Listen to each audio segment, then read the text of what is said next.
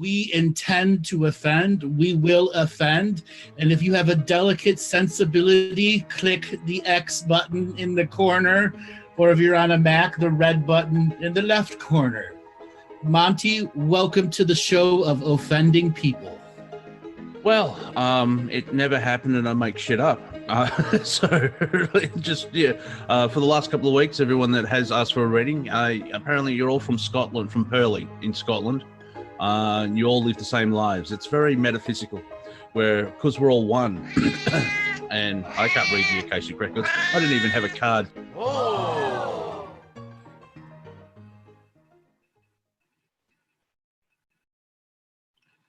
Welcome, everyone, as Robert missed the other opener.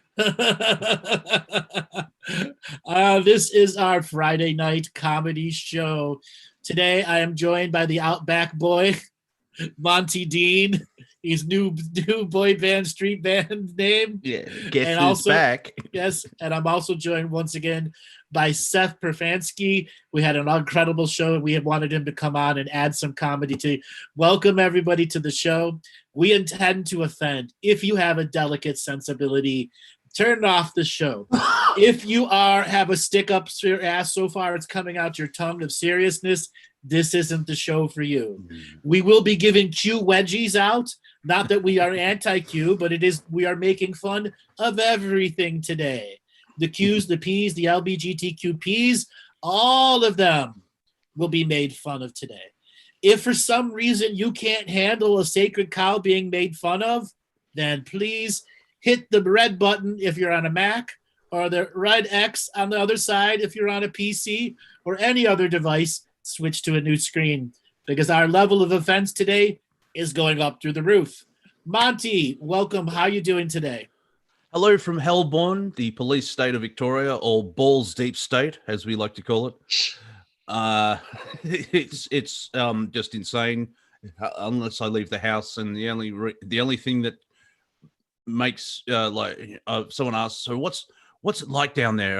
Do you know there's a virus? People are wearing masks. That's the only thing in my bubble that I see. There isn't like people dying on the streets or tanks on the streets or helicopters in my area. But apart from that, it's being a hermit for 7 years. It's like, all right. So you think the news is glamorizing stuff, or? Oh, they're making shit up. Yeah. There's supposed to be a lockdown protest in about 7 days, and they've called the people part of it a cult. On that's CULT for anyone who misheard, and the Tin Hat Brigade. It's all batshit crazy. They scoffed at the idea of a sovereign citizen, and I'm like, hang on, did a policeman just say that we're all peasants? And so it's the global narrative is going in hard. It's like the sheriff of Rottingham. Yeah, but why a spoon cousin? Because it'll hurt more. So everyone, last week we gave you homework to watch movies. We would like for your people to fill back what movies you watched. Who watched The Shape of Water? Who watched? Yes, very unique movie. We'd like to have you give us some information back. So if you're watching on Facebook, YouTube, Twitter, Twitch, Periscope, or any other place, and want to be a part of the Friday comedy show where we interact with the chat room, we take callers. Robert's going to put up some information on the screen of how for you to come and be in the Zoom room. So, Robert, if you put up that information, people are responding already, like The Shape of Water. All of the information is there. I know you can't copy paste off the screen, and somebody's on Facebook going, "Can somebody give me a link because I can't copy it off the screen?" Just type it in. It's okay, millennials. Another 50 years, you'll be able to copy paste off of the live screen. Use your fingers. So, guys, let's get into our high levels of offense today. And people are already asking if Andrew's going to be on that hot seat. Bonnie, I'll let you take that part over. Yes, in the second hour, we'll be having our dating shame game. And the Galactic Historian's in the hot seat. So stick around for that one. It's called revenge in my part of the world. I mean, but it'll be fun. And yes. So for all you single ladies out there, this will be your opportunity. Send text messages to everyone. Assemble. Yeah. Look, let's pause the show for a second. I've got an important question. Did you just gender everybody? How dare you? Yes, I did. And apparently, and you're only attracted to females. Once again, sexist. No, choice. I know, on a free will galaxy, in a free will solar system, on a free will world, you express your free will and you get in trouble for it. 2020, yo.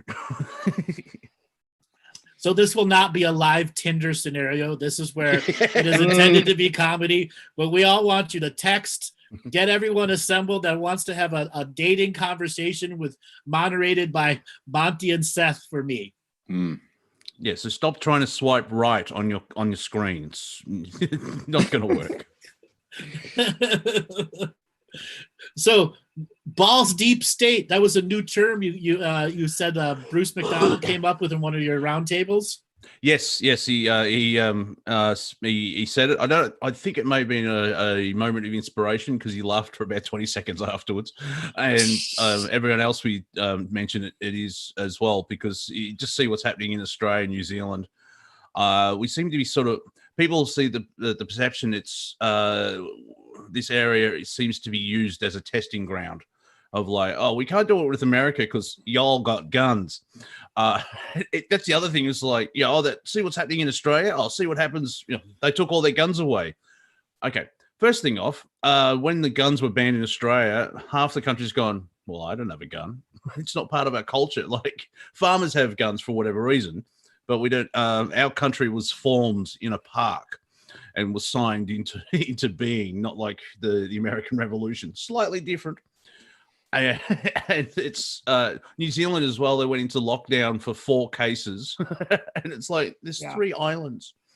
It seems to go like Australia, New Zealand. It's all the 5 eyes: Australia, New Zealand, maybe Canada, and then the UK. And America seems to be last because it's worked everywhere else. And that's why it's called the balls deep state. Mm-hmm. Here in the United States, we have the deep state, and then there's the balls deep state. Yeah. Balls deep states, they go the next level.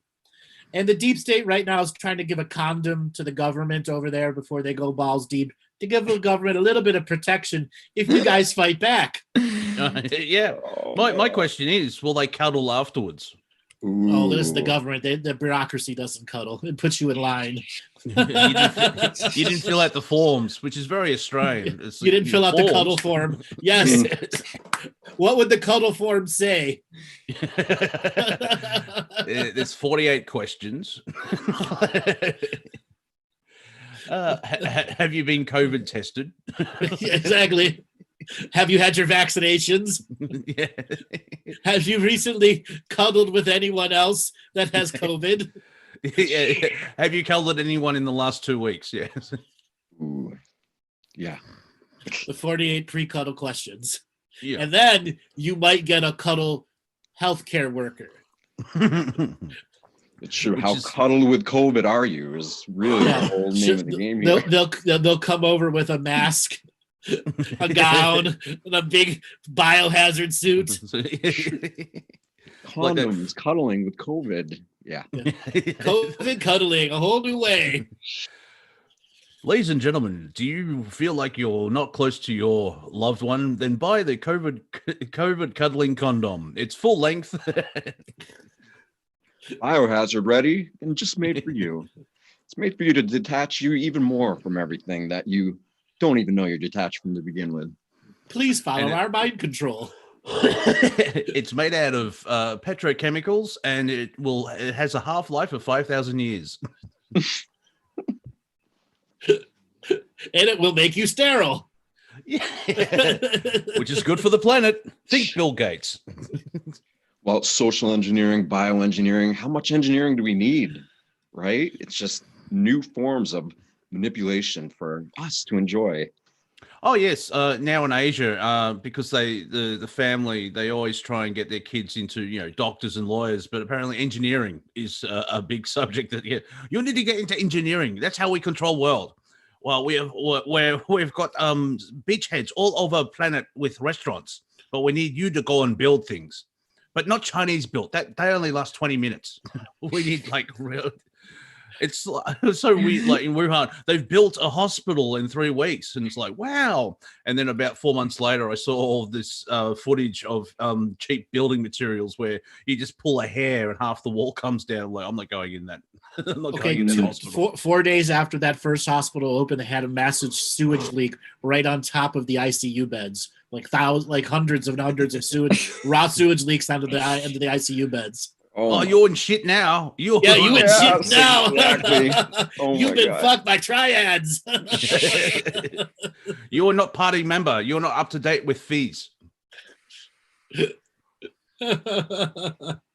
So we've now come up with an official cuddle form.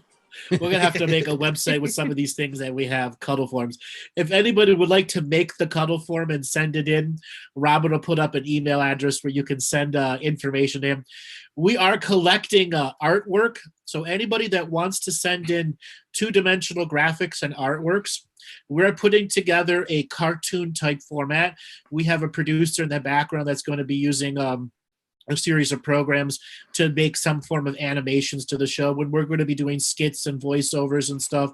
So if you are an artist or know anyone that's an artist that has some characters that you would like to send in, Robert, can you put up the email address for submissions, please? As Robert will do it. Yeah, he'll do it in a second. He's probably got slow internet right now. Yeah, I've watched way too much. I'm actually typing it out as we speak, and I'm there you go, really slow at typing. That old one finger jump. I've watched. I give him no warning. Don't worry. I just throw it off the top. I've watched way too much Ip Man because I've heard cuddle form. Like, is that like Crane? And now we've got submissions. And like, I've been watching way too many kung fu movies. Thank you, Angel. Thank you, Angel. Chicken packing.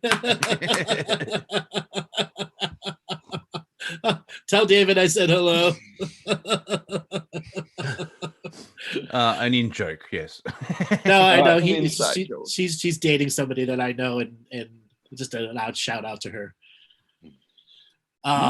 So yes, there you go. Webmaster at galactichistorian.com. For those that want to do art submissions, we're looking for a variety of caricatures, and we have an animate program that basically puts lips and some types of motion to them. So it'll be not like Marvel Comics. Yeah. It'll not be Marvel Comics level, but it'll be close to whatchamacallit, Archer? You know what I mean. No. Simpsons, no, South Park. South Park. Better than that? Yeah. Yeah, and it's called Crazy Talk Animator 4 if you guys want to look at what it is. Thanks, Cam, for sending that to me. And so Crazy Talk Animator 4 is what we use, and we're going to be putting skits and stuff. So if somebody wants to do a Gary the Gray or Barry the Draconian, stuff that we've talked about before, please put some artwork together, and we will start featuring these on our shows regularly. And also, their manager is Larry, who is from the Fourth Reich. He's the German Nazi as well. Oh, that's right. We have to remember all their characters. Yes. And thinking of ideas, because they're outside of time per se, we could talk about the Spanish Inquisition or just anything in mainstream history, which is a joke anyway. Where in Egypt, there was a pharaoh, and then his brother became a pharaoh, but there's 400 years difference. Okay. Yes. Now we have an opportunity to really put together a good collection of characters, and we will be doing the voiceovers and going to have a lot of really fun times like this. And the lead up to the election, so if anybody has a good character of Trump, Biden, Kamala Harris, Pence, Any political looking people, please send that to us. Okay? Yeah, I would love to do a Q Trump cartoon. It could be really funny. Or a Biden Trump Q three-way thing. It could be really, really funny. Yeah, and Bernie as well. I don't know if you've seen Steven Crowder do his Bernie Sanders impression. He does a good Bernie voice, but his other comedic impression, he uses Gilbert Gottfried's voice for Bernie Sanders.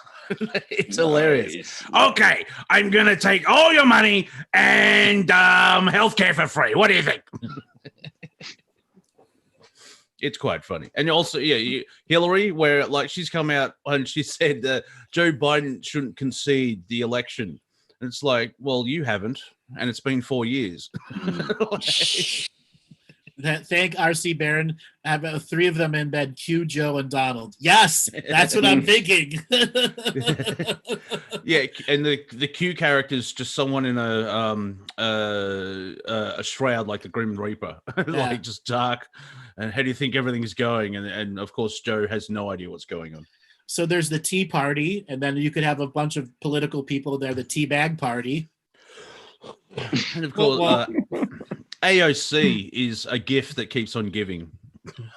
Apparently, she spent all night in the library studying for a COVID test. Well, there's a lot of things to answer about COVID. All right. A lot of unanswered questions there. So she's got to be studying. What, that time-traveling disease that can affect all of creation? Exactly. I think I'm going to study that. So, Monty, let's delve into what's going on in modern history today. We've got the March on Washington. We've got Kenosha riots. We've got some stuff here that has to have the piss taken out of it. Yeah, well, I did a fill-in roundtable yesterday, which I think I will put up on the net, because we said Jew a lot, so we'll get to that later on, because it's like, really, welcome to the conspiracy world. Oh, clearly everything's a Jew. All right, fine. Yeah, let's just play with that character. But the and I forgot my thought. Oh yeah, that's right. Satire and parody is losing its power, because if there was a great Twitter account. If you're on Twitter, please go follow Titiana McGrath. She is fantastic. She's written by Andrew Doyle, an English comedian, who still is like a true lefty, but he keeps getting called right wing because of all the stuff that she puts out. But then you have someone actually come out with things like 2 + 2 is 5. Camping is racist. Jogging is racist. Being polite is racist. So the line between parody and satire and reality is so blurred now. So it's kind of hard to what? It's all part of my upcoming special called "Are You a Fuckhead?" Because that's how I'm just going to deal with things. So what are the 3 checklists of "Are you a fuckhead"? I don't know. I'm trying to think, but my Lines are reptilian blurred. brain just very blurred. There's no lines at all. When you asked that, I'm like, okay, how can I answer that? And I actually felt my reptilian brain kick in. I think that's the level I'm at. It's sort of not flight or fight. It was like just, actually, right in the base of the skull. I can feel the blob throbbing, going, oh, how do I answer this? So I'll have to get adrenal glands pumping. Yeah, it's like, so what constitute "Are you a fuckhead"? Oh, you have to get back to me. One example is a policeman did here in Victoria did a press conference about the upcoming anti-lockdown protest, in about a week.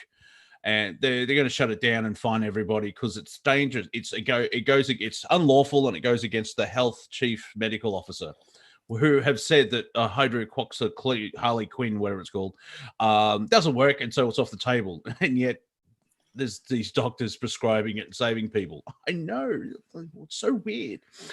and he's basically called the media's referred to the protesters as a cult, and their tinfoil hat brigade. This is what he called it, and it's all batshit crazy. They brought up sovereign citizen as well, where I've actually heard the police commission say they're sovereign citizens, whatever that means. I'm like, you're the commissioner of police in Victoria. Yeah.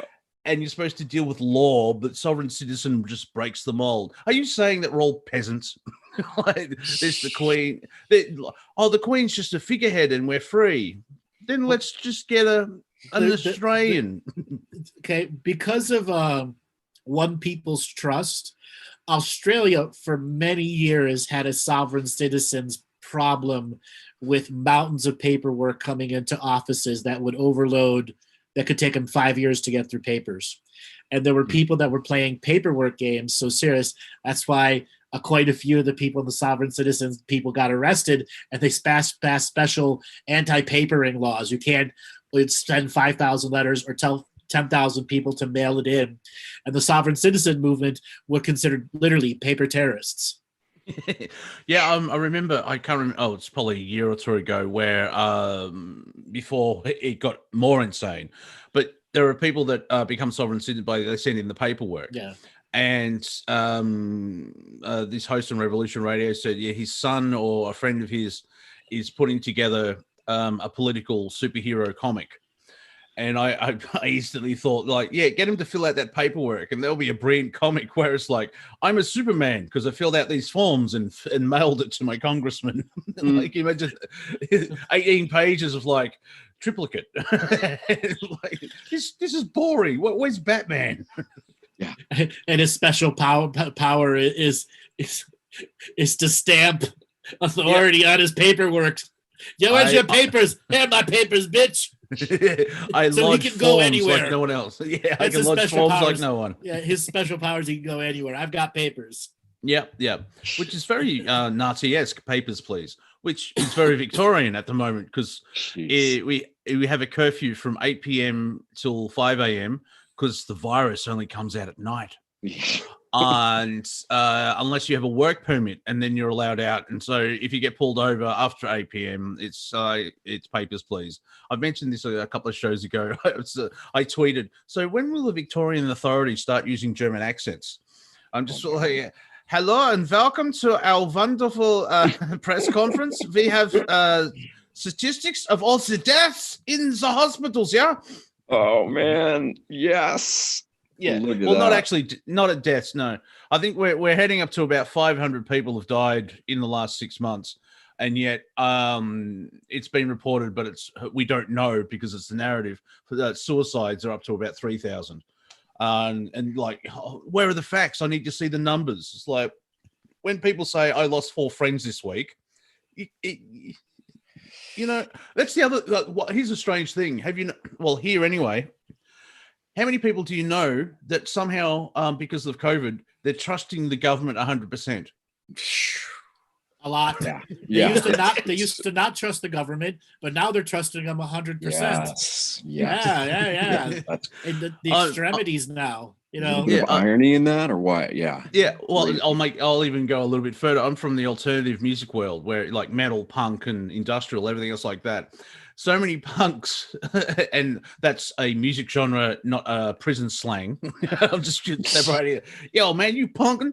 The punk rockers, they're following the government 100%. It's like, whoa, you've just punk rockers wearing masks now.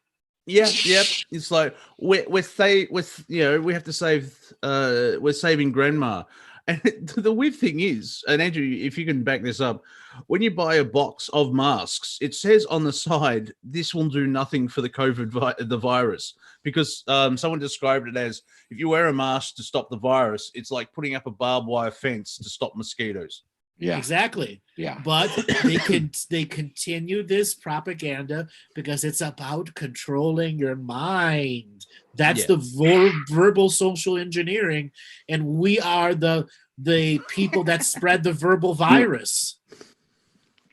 Exactly. Everybody keeps reinforcing it. Yeah. Exactly. It's the verbal virus. Yeah, all conforming to social norms too. Yeah, that's all it is. Total conformity.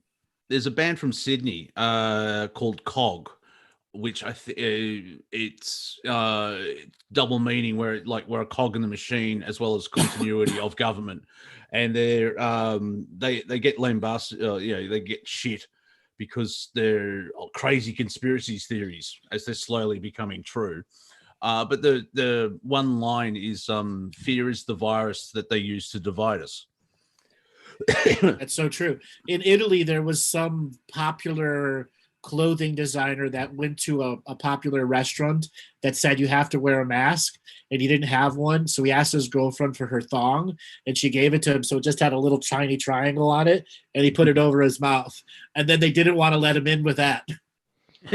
Oh, it's even worse. Yeah, and that's just the thing. The whole COVID thing, the marketing and business have just followed suit. You've heard of a bikini? Have you heard of the trikini? The trikini. Yeah, so you've got the panties, the bra, and the mask all matching. Okay. Yes. So the guy that wore the little thong thing, technically it works.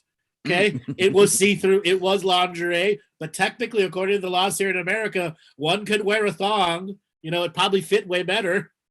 2 under the ears, one over the head. Well, here in Victoria, mask or face coverings. So you can wear a bandana, or I've got like a sort of a scarf muffle thing that I wear, which I'll have to probably get a mask in summer because it's Australia and I'll die. There you go. That's the trikini. Yes, they all match. Yeah. Because there's money to be made. A lot of bands are using merchandise now where you can buy like anthrax masks and everything. Oh, man. Guess what? I heard today on live radio here in Cleveland that Metallica is simulcasting to 27 drive-in theaters this weekend. Yes, it's their first gig. Yes. This year, and there's a Canadian artist called Devin Townsend. I think that's this weekend as well, where stageit.com, you pay $25 and they stream a show. He's done something different where all 4 musicians were all filmed separately with 8 cameras, and they've all pieced it together, so you can see where the money's gone in, and so it's like a virtual stage where it was all filmed different times, but they're all on the same stage. And a lot of other bands are doing that as well, where because they still need to generate money, they're putting on shows and you're behind a paywall.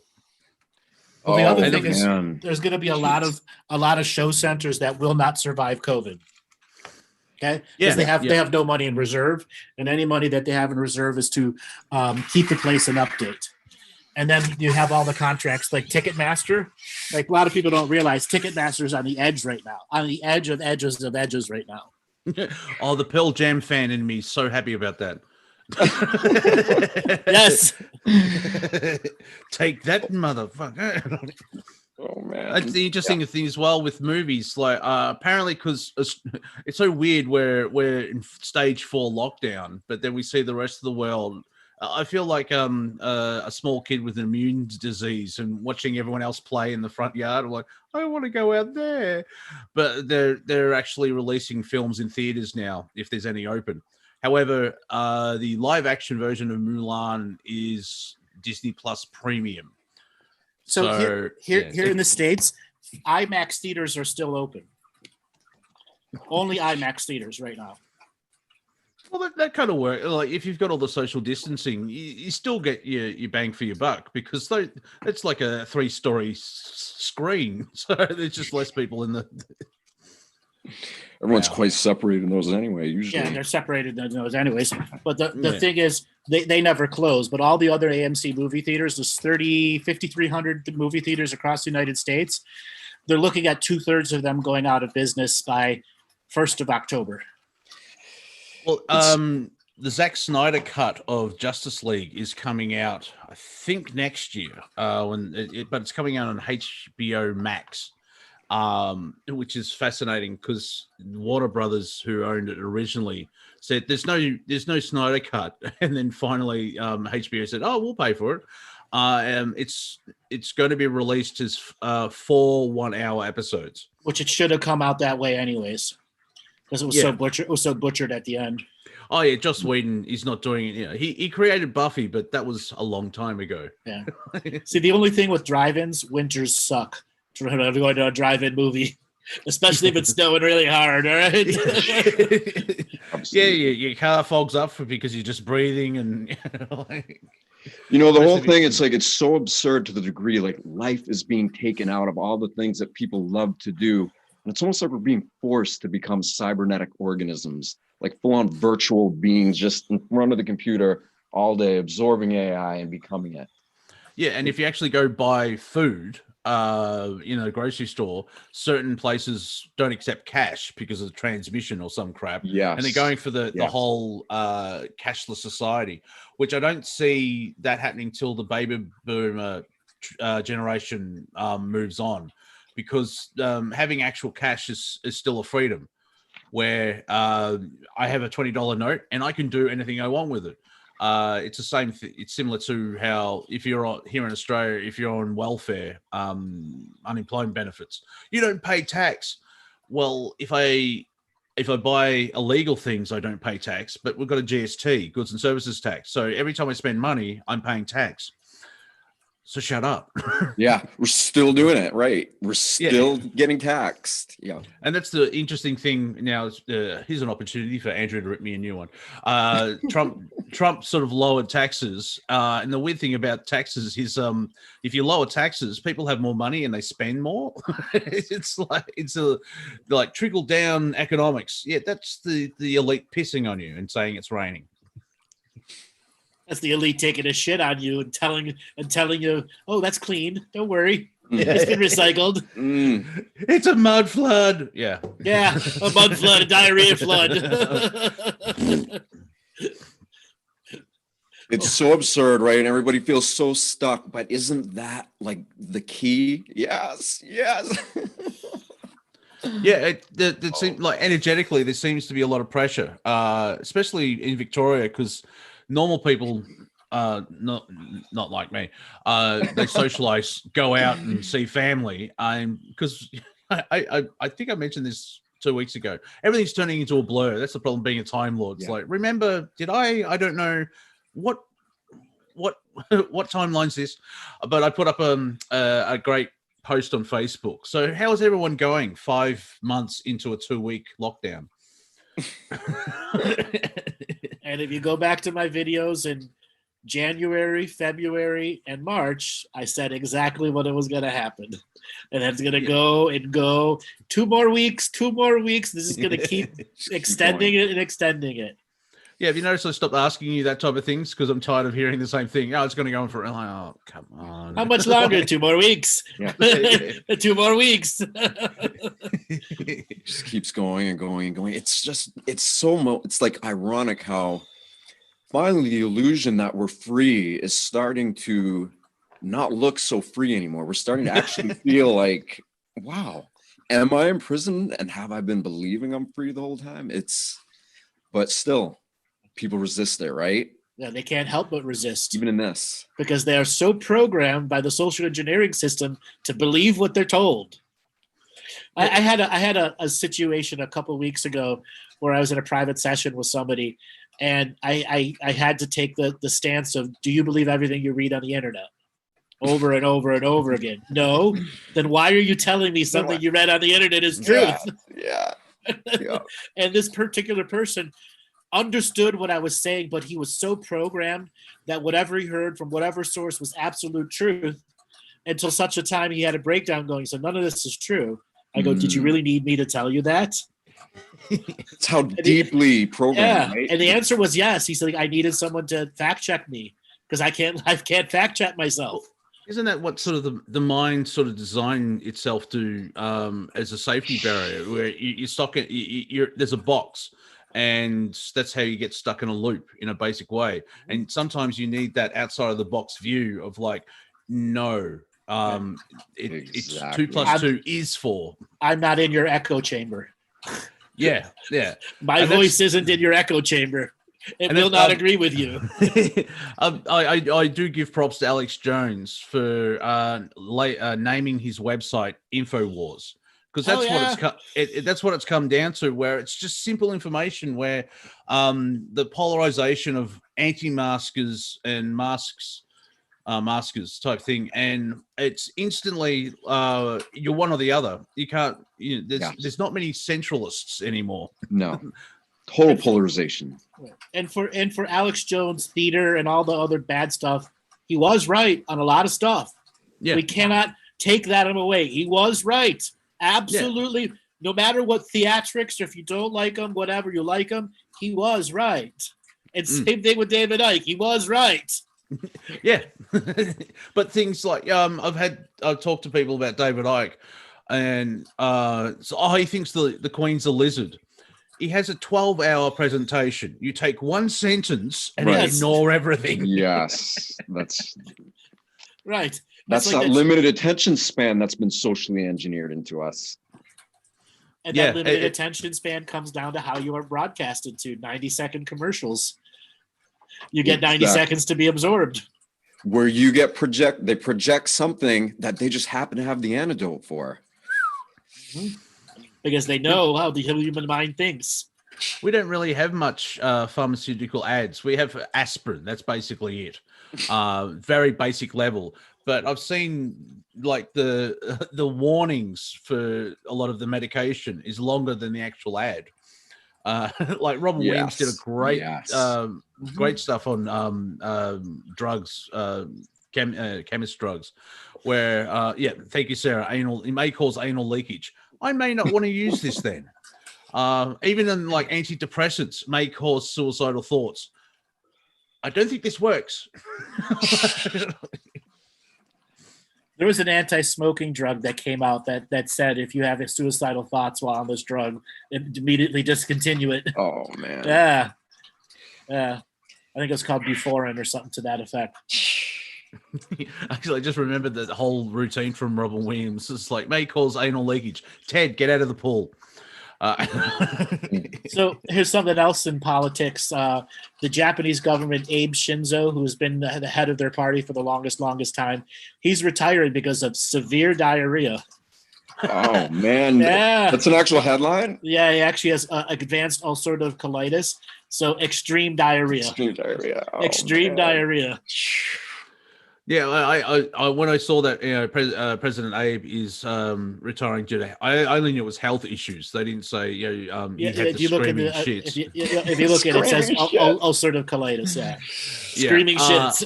Yeah, it's this. If you take certain things that Australians say, like the screaming shits, you have someone on.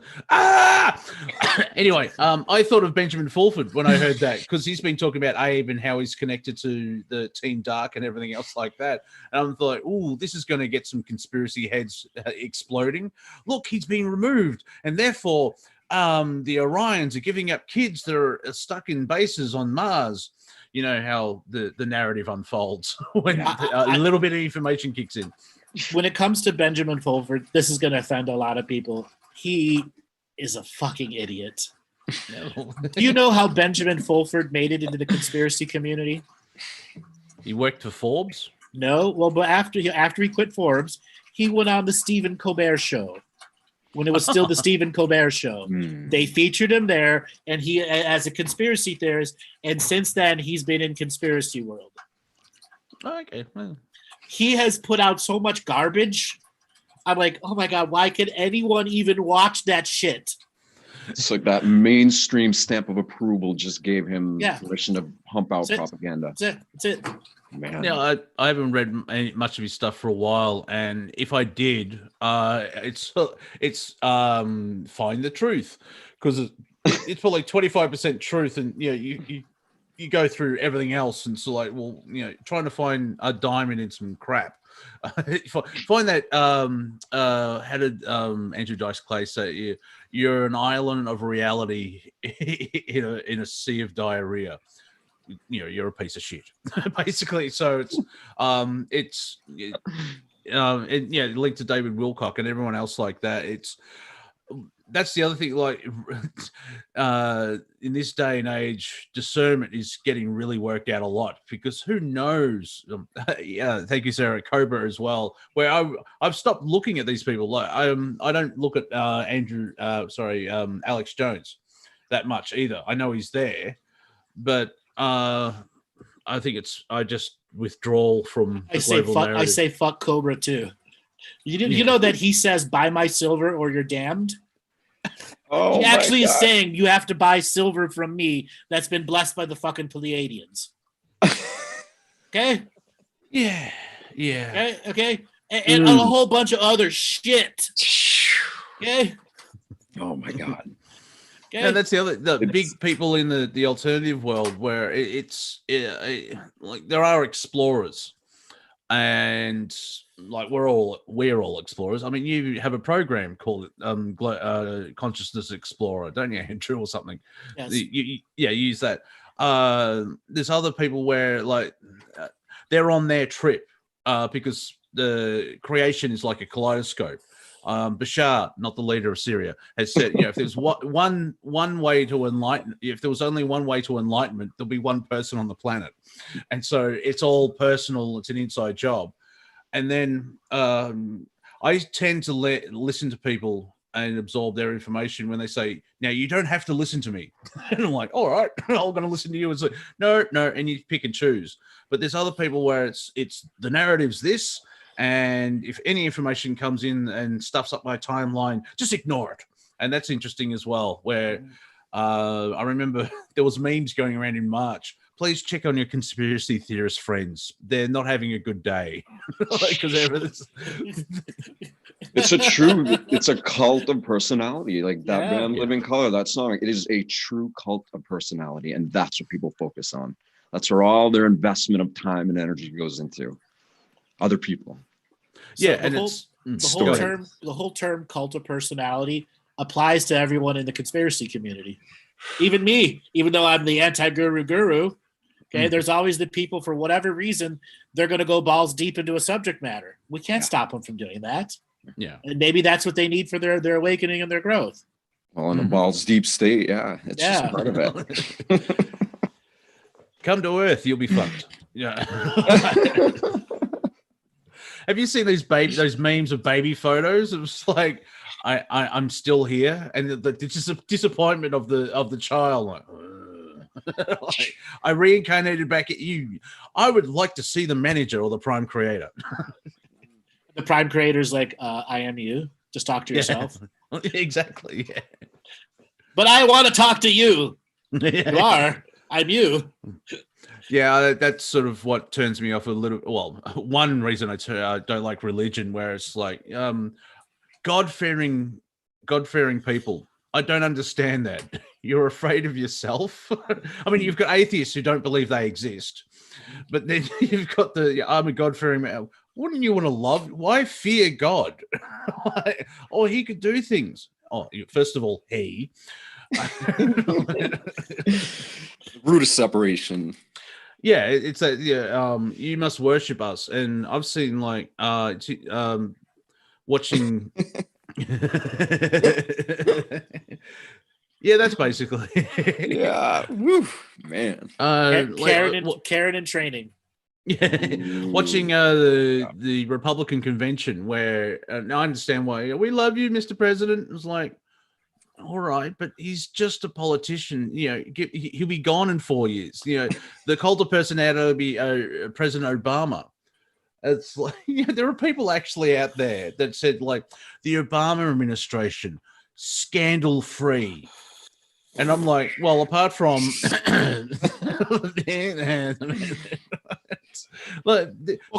compared to Bush, it was scandal-free. Come on. Yeah. Which it was I mean, Bush 1 and 2. All right, Bush 1, 2, 3. I mean, freaking his vice president shot a guy in the face with a shotgun and nothing happened to him. Remember that. And the man that got shot apologized. Yeah, and the male and the guy, and he apologized. Like that's a good movie. It's not homework, but there's a good movie called Vice where Christian Bale plays Darth Cheney, and it's scary because Bale gets him. And he's good. It's very good in there. It's just really interesting where people still believe, like, apparently still Trump is still a Nazi while supporting Israel, which I find it slightly amusing. He's a racist. He's a sexist. He's a boomer. Yeah, yeah. Okay, he's a boomer. He is all of that, none of that at the same time. Yeah, yes, sir. Darth Cheney, because he didn't have a heart for 18 months. He was on a machine. And that quote from 3 heart transplants. 3. Yeah. And 2 hearts that had a brain. Because it's like, I'm not going in that body. No. Oh, man. But Cheney was actually told about that. You know, they call you Darth Cheney, and he's like, I like that. Yeah, I bet. Because it's so Obi-Wan Kenobi. He's more machine than man now. He's more Republican than man now. Oh yeah. No, he's sold his soul to the deep state. Yeah, like I remember when, like the early days of the Trump administration, I'm looking at him going, I'm not sure about. I'm still 50-50 on him because he could be the Republican Obama, who was a candidate to go in to save everything. Like, because Obama didn't do anything really. Well, he does have the world record of the most children killed for a Nobel Peace Prize recipient. So there is that that'll go to the pool room. Well, the Congress, the Senate and Congress that's existing now is officially the most do nothing Congress in all of history. Congress and Senate. The official, because none of them agree to do anything unless they get paid. In the words of Kent Brockman, democracy just doesn't work. So, Monty, we're nearing the top of the hour. It's time for you to get people to get fired up, get their women friends in here who want to talk to me. So I'm going to let you run this part of the show. You're the one that's going to promote people to come on and talk, all that. Okay. Yeah, I just got a text message from my water provider. We had a very quickly, well, before we get to the dating shame game. I like that. Oh, man. Hey, if you'll be next week. We had with the Hurricane Laura hitting landfall in the United States, around about the same time, we had some fascinating couple of rain fronts come over Melbourne, and it got up to 100 kilometers per hour. I think 3 people died, unfortunately. One was a young boy. And I actually lost power for 45 minutes, where it's like, I'm in a major capital city. What's going on there? There was, because of the storm and everything else like that, some of the water filtration was knocked offline. So unpurified water has gotten into the system. And yesterday they said, you should really rolling, like when you're really rolling water. boil, yeah, to actually drink any water. And it's like, yeah, okay, so apart from lockdown we actually we're supposed to be a first world country and we have to boil water. Like, oh my god, that's interesting to say the least. So apparently they're still working on it. So I'm like, so you can't drink water now because you may get sick. Oh, this transition from the old to news, very fascinating. Wow. All right, so I got a few jokes to drop here for everyone. So it's hard to explain puns to kleptomaniacs because they always take things literally. They just take things. Yes. Just take it. So this guy with premature ejaculation problems just comes out of nowhere. Okay, some really bad pickup lines. I know you're busy today, but can you add me to your to-do list? Oh, nice. Okay. If I had a garden, I'd put your tulips and my tulips together. Oh, no. It's an 8-year-old. Yeah. Is your name Google? Because you've got everything I'm searching for. There's a comedian here in Melbourne that did a great one. It's not really a pickup line. It's more of an insult. But you go up to a girl in a club and say, "Did you fall from heaven?" because the impact really fucked up your face. It's awful. Yeah. Man. So we've prepared you all. So get out there and send the link to everyone to come into the Zoom room. So if anyone wants to meet the anti-guru to the guru, pop into the Zoom room. Robert, can you put up the information again, just to let everyone know? And of course, this is live. So if you're watching on YouTube in about a week, don't call in. We won't be here. Just putting it out there. And if you're on my channel watching the repeat, doubly so. Just don't do that. So if you're alive and you're breathing and not an NPC, you get a chance to meet Andrew. And raise your hands now. Oh yeah, thank you. It's my first day.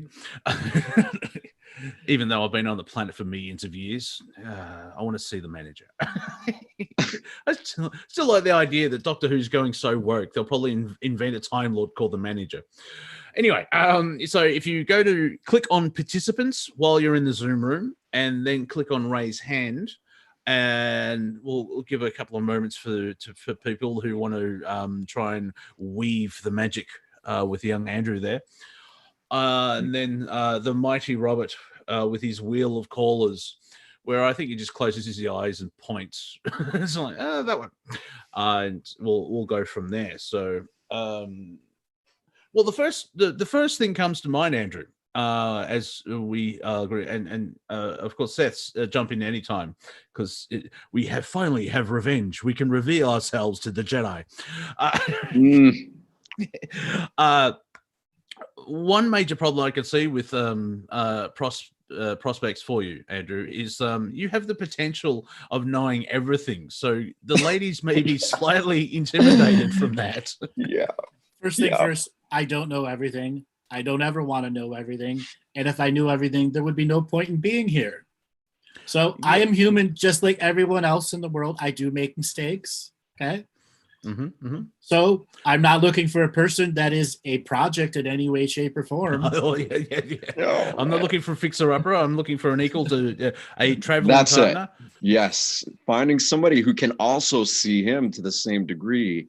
Yeah. That and so not somebody who's a fixer of other people. I'm not broken. And so if you ended relationship saying, I know everything now, so I'm leaving the planet. So I have to break up with you. I've reached enlightenment, so I'm moving on to Syria. 99 by the hands go down instantly. No, actually, no one's raised their hand yet. Wow. Wow. Well, see. There's not a Karen in the group. That's harsh, man. So, well, yeah, after all that, because you're dealing with humans, no, really, how can someone, because you've just said everything else like that, but the way that the human mind is after, 400 years of media manipulation, I'm sure still stuck in the back of their mind. Even me. So I don't want to date you. Not this lifetime, darling. They'll still have that niggling sort of that self-created demon whispering, he knows everything. Or it's like, oh, he's angry. Or they second guess. It's like, oh, maybe we should have pizza tonight. What does he know? Like, if we have Mexican, will we shot? Just questions, popping it out there. Where having a fight with you would be very interesting. Well, you did this 4,000 years ago, you bastard. I don't throw past life stuff there. It's all about what's wrong with you now. Good point. I was gonna say that's better. That's better. I don't externalize it when there's something's wrong with you. See, that's more manageable. That feels better for sure. Yes. And so also, which I think this will help with the whole existence of being Andrew. He is human, so if he makes mistakes, he's human. That's how I get through life. Oh, you made a mistake. Yeah, but I'm human. I do that. Apparently, I'm supposed to do that. Now, if I don't learn the lesson and I do the same thing 17 times in a row, that's not a mistake. That's a severe error. So Dawn is asking, has Andrew been with the all soul families and he's with all ladies anyhow? No. There's some pretty fucked up ones that I wouldn't touch with your soul family dick. Yeah. He's a galactic historian, not a cosmic slut. Yes, I'm not a galactic gigolo. Oh, and this is for anybody that's a female that wants to raise their hand and just take a shot. This is comedy. I put Monty on the spot last time with no warning whatsoever. Yeah. So you ladies out there that are hermits stuck at home, go for some Friday night fun. We're going to play with you. Yes. Yeah. I mean, what could be more? Look at how lighthearted, how rare, this is a jewel. And there's other jewels. There's other jewels connected to the jewel. And because we do this fortnightly, which is 2 weeks for the Americans, hey, a bit of argy-bargy. We don't actually know that, believe it or not. A lot of I know. Don't. Yeah, Fortnite, isn't that a video game? Yeah. No. Well, it is, but no. I see people mentioning because English language, it's shit house. But they're complaining. No, they mention when the Fridays that were off, you could see them. Yeah. Oh. Right. Anticlimactic. Yes. Yeah. Now, if you do need to, if you go to my YouTube channel, Wafer Thin Entertainment, this show is uploaded a week later as a repeat on my channel. So if you want to relive it, you can do it that way. So we're on the net every Friday, but we only record every fortnight. I'm going to say fortnight forever now. It's like, I'm going to make this something. So Andrew, are you prepared to meet your adoring fans? Because we're up to 7, and that's very Heaven-esque. I just want to say this. If all of you are afraid, there's some inner work you have to do here. But better to face your inner work than me. He may mention as well. Now, interesting enough, I'm looking at the numbers. We have 77 participants and 7 hands raised.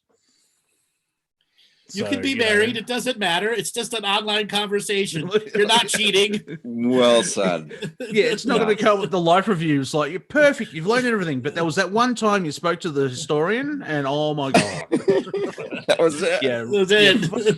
It was a relationship doomed to fail. Yeah. Satan, bring in the potato peeler. We're skinning this bitch. Let me think. What else was going to... So, yeah, we'll just go from there. So, Robert, if you want to choose someone, get your big... How big is the wheel of callers, by the way? Is it very small? Is it large? It's giant. It's a giant wheel. Because, I'm just thinking Wheel of Fortune.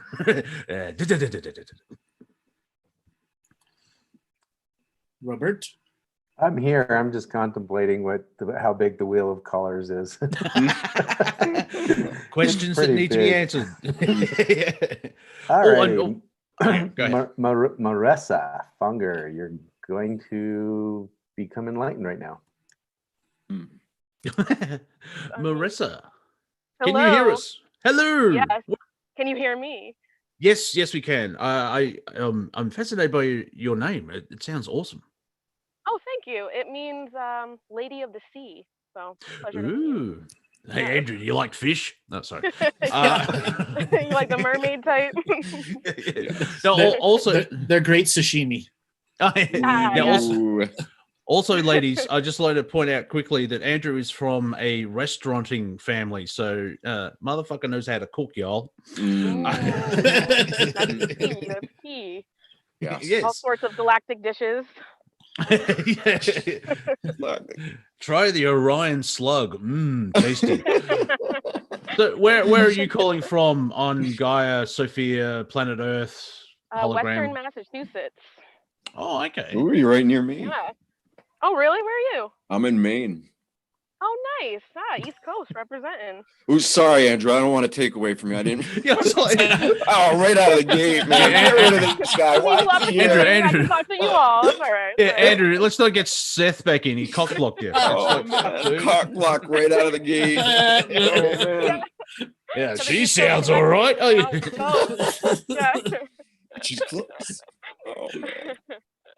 So, very quick one. Andrew, what is your star sign? Just if people go with that. Sun, Moon, rising? We got to hear all that shit. I'm Aries triple fire. What? Oh, You're a triple? Really? Yeah. So Damn. you're lit. Yes, I'm lit. AF. Yeah, I'm Aries triple fire. Yeah. What about Venus and Mars signs? Oh, I don't know anymore. I don't pay attention to that much okay. anymore. I think my Mars Yeah. is descending March 23rd, 1974, 8:33 in the morning. If people want to look it up. Okay, yeah, I will. Cleveland, After. Cleveland, Later. Ohio. Yeah, Cleveland, Ohio. Yeah, where I'm born. For those playing at home, I was born 5 days later. So Really? yeah, yeah. So that's What are that your- Aries. You guys got that going. Makes sense. I'm Pisces. Oh, so, Monty, yeah. Aries. Oh, you're okay. so 5 days before you are, not No, after. I was born on International Women's Day. Thank you very much. I'm God's gift to women. Oh We'll yeah. say that. 8th of March. It was a Friday, and there was a full moon that night. So in my star chart, the moon and sun are in opposition. I've had an interesting life. Let's just put it that way. So, Pisces like me. yeah. Just See, say another that. thing. I'm a Pisces too. So if you're from 1974, I'm finding class of 74 everybody everywhere. Like, what do we all agree? Like, okay, we'll go in at 74, and then 2020 we all meet up and freak each other out. So what star sign are you? My fair I lady? am a Sagittarian. Oh, okay. Yeah, Sagittarian, Leo moon, Gemini Ooh. rising. So there's some fire in there. Oh yeah, I got the fire. So part of this process I ask is, how long have you known me before I've met you? There's In some this mental lifetime. wedgie. Because a lot of people have a relationship with me through the videos or in their own mind. Oh yeah. We're in the dream worlds. I remember Oh, you yeah, talking yeah. to the lady Or that the- sent you the ring.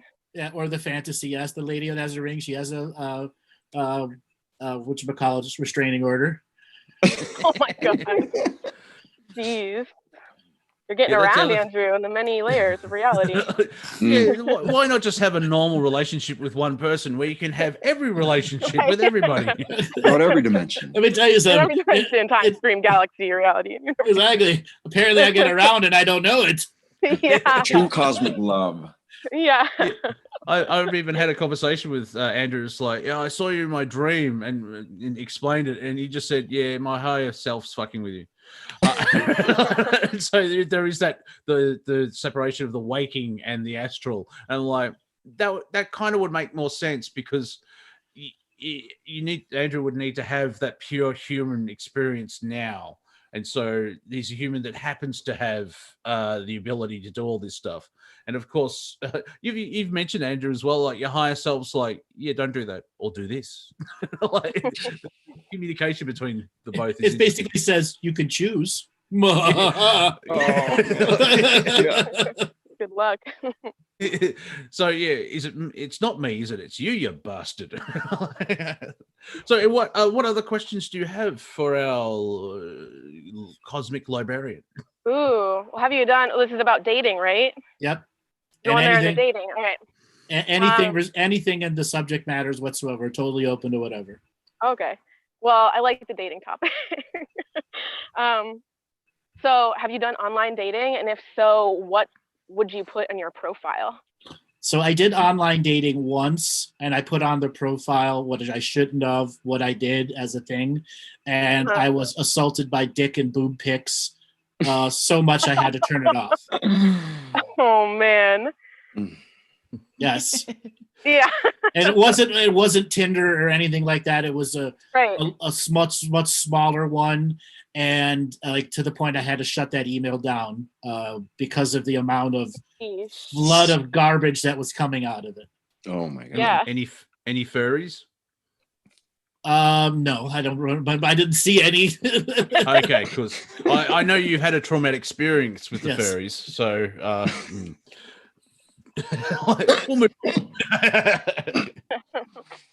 Oh no. About do you most have awkward first date you've ever had. Mm. All three of you. I want to hear Okay, 'em. hold on. My most awkward first date. Yeah. I had just finished a live radio show with Sean Stone, and somebody tried to fix me up with a person, and I'm like, I'm doing a radio show, and the person came to pick me up with like literally 10 minutes after I finished the show. So I'm totally in the super psychic zone, not ready to talk dating. That was the most awkward one. I've had other awkward ones also, but that one stands out the most because I couldn't just turn it off and be present with the person. Everything that was with that person was there, and I'm trying to explain to them, hey, it's not you, it's me. The old classic line. It wasn't going over. No. Have you had an instance where you've met someone that has no idea who you are? And I'm just wondering, how do you broach? So what do you do? Well, I've looked in every. That comes up a lot. Who are you? What do you do? Well, then what do you say to them? I do an online psychic call-in show. I'm called the Galactic Historian. I read the Akashic. I basically read my bio. Okay. Yeah. And then there are other times. Go to my website. Go to my website. And other times, I'm self-employed and I do videos. I have a YouTube stuff.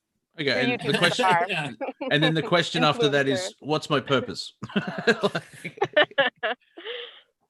It all depends on the situation. It all depends. Sorry, it all depends on the situation. Let's say if I'm out hanging out with friends or somebody, and someone does the honest "What do you do?" question, I'm faced with that at the moment. Like a lot of times, because I don't want to get into all the other stuff, I'm a YouTube broadcaster, and I've been doing it for 12 years. Or 10 years. See, that's a Pisces. We don't lie. We just don't tell the whole truth. Sometimes the truth is so deep.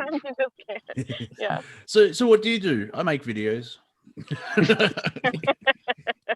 Oh, okay. Any other questions?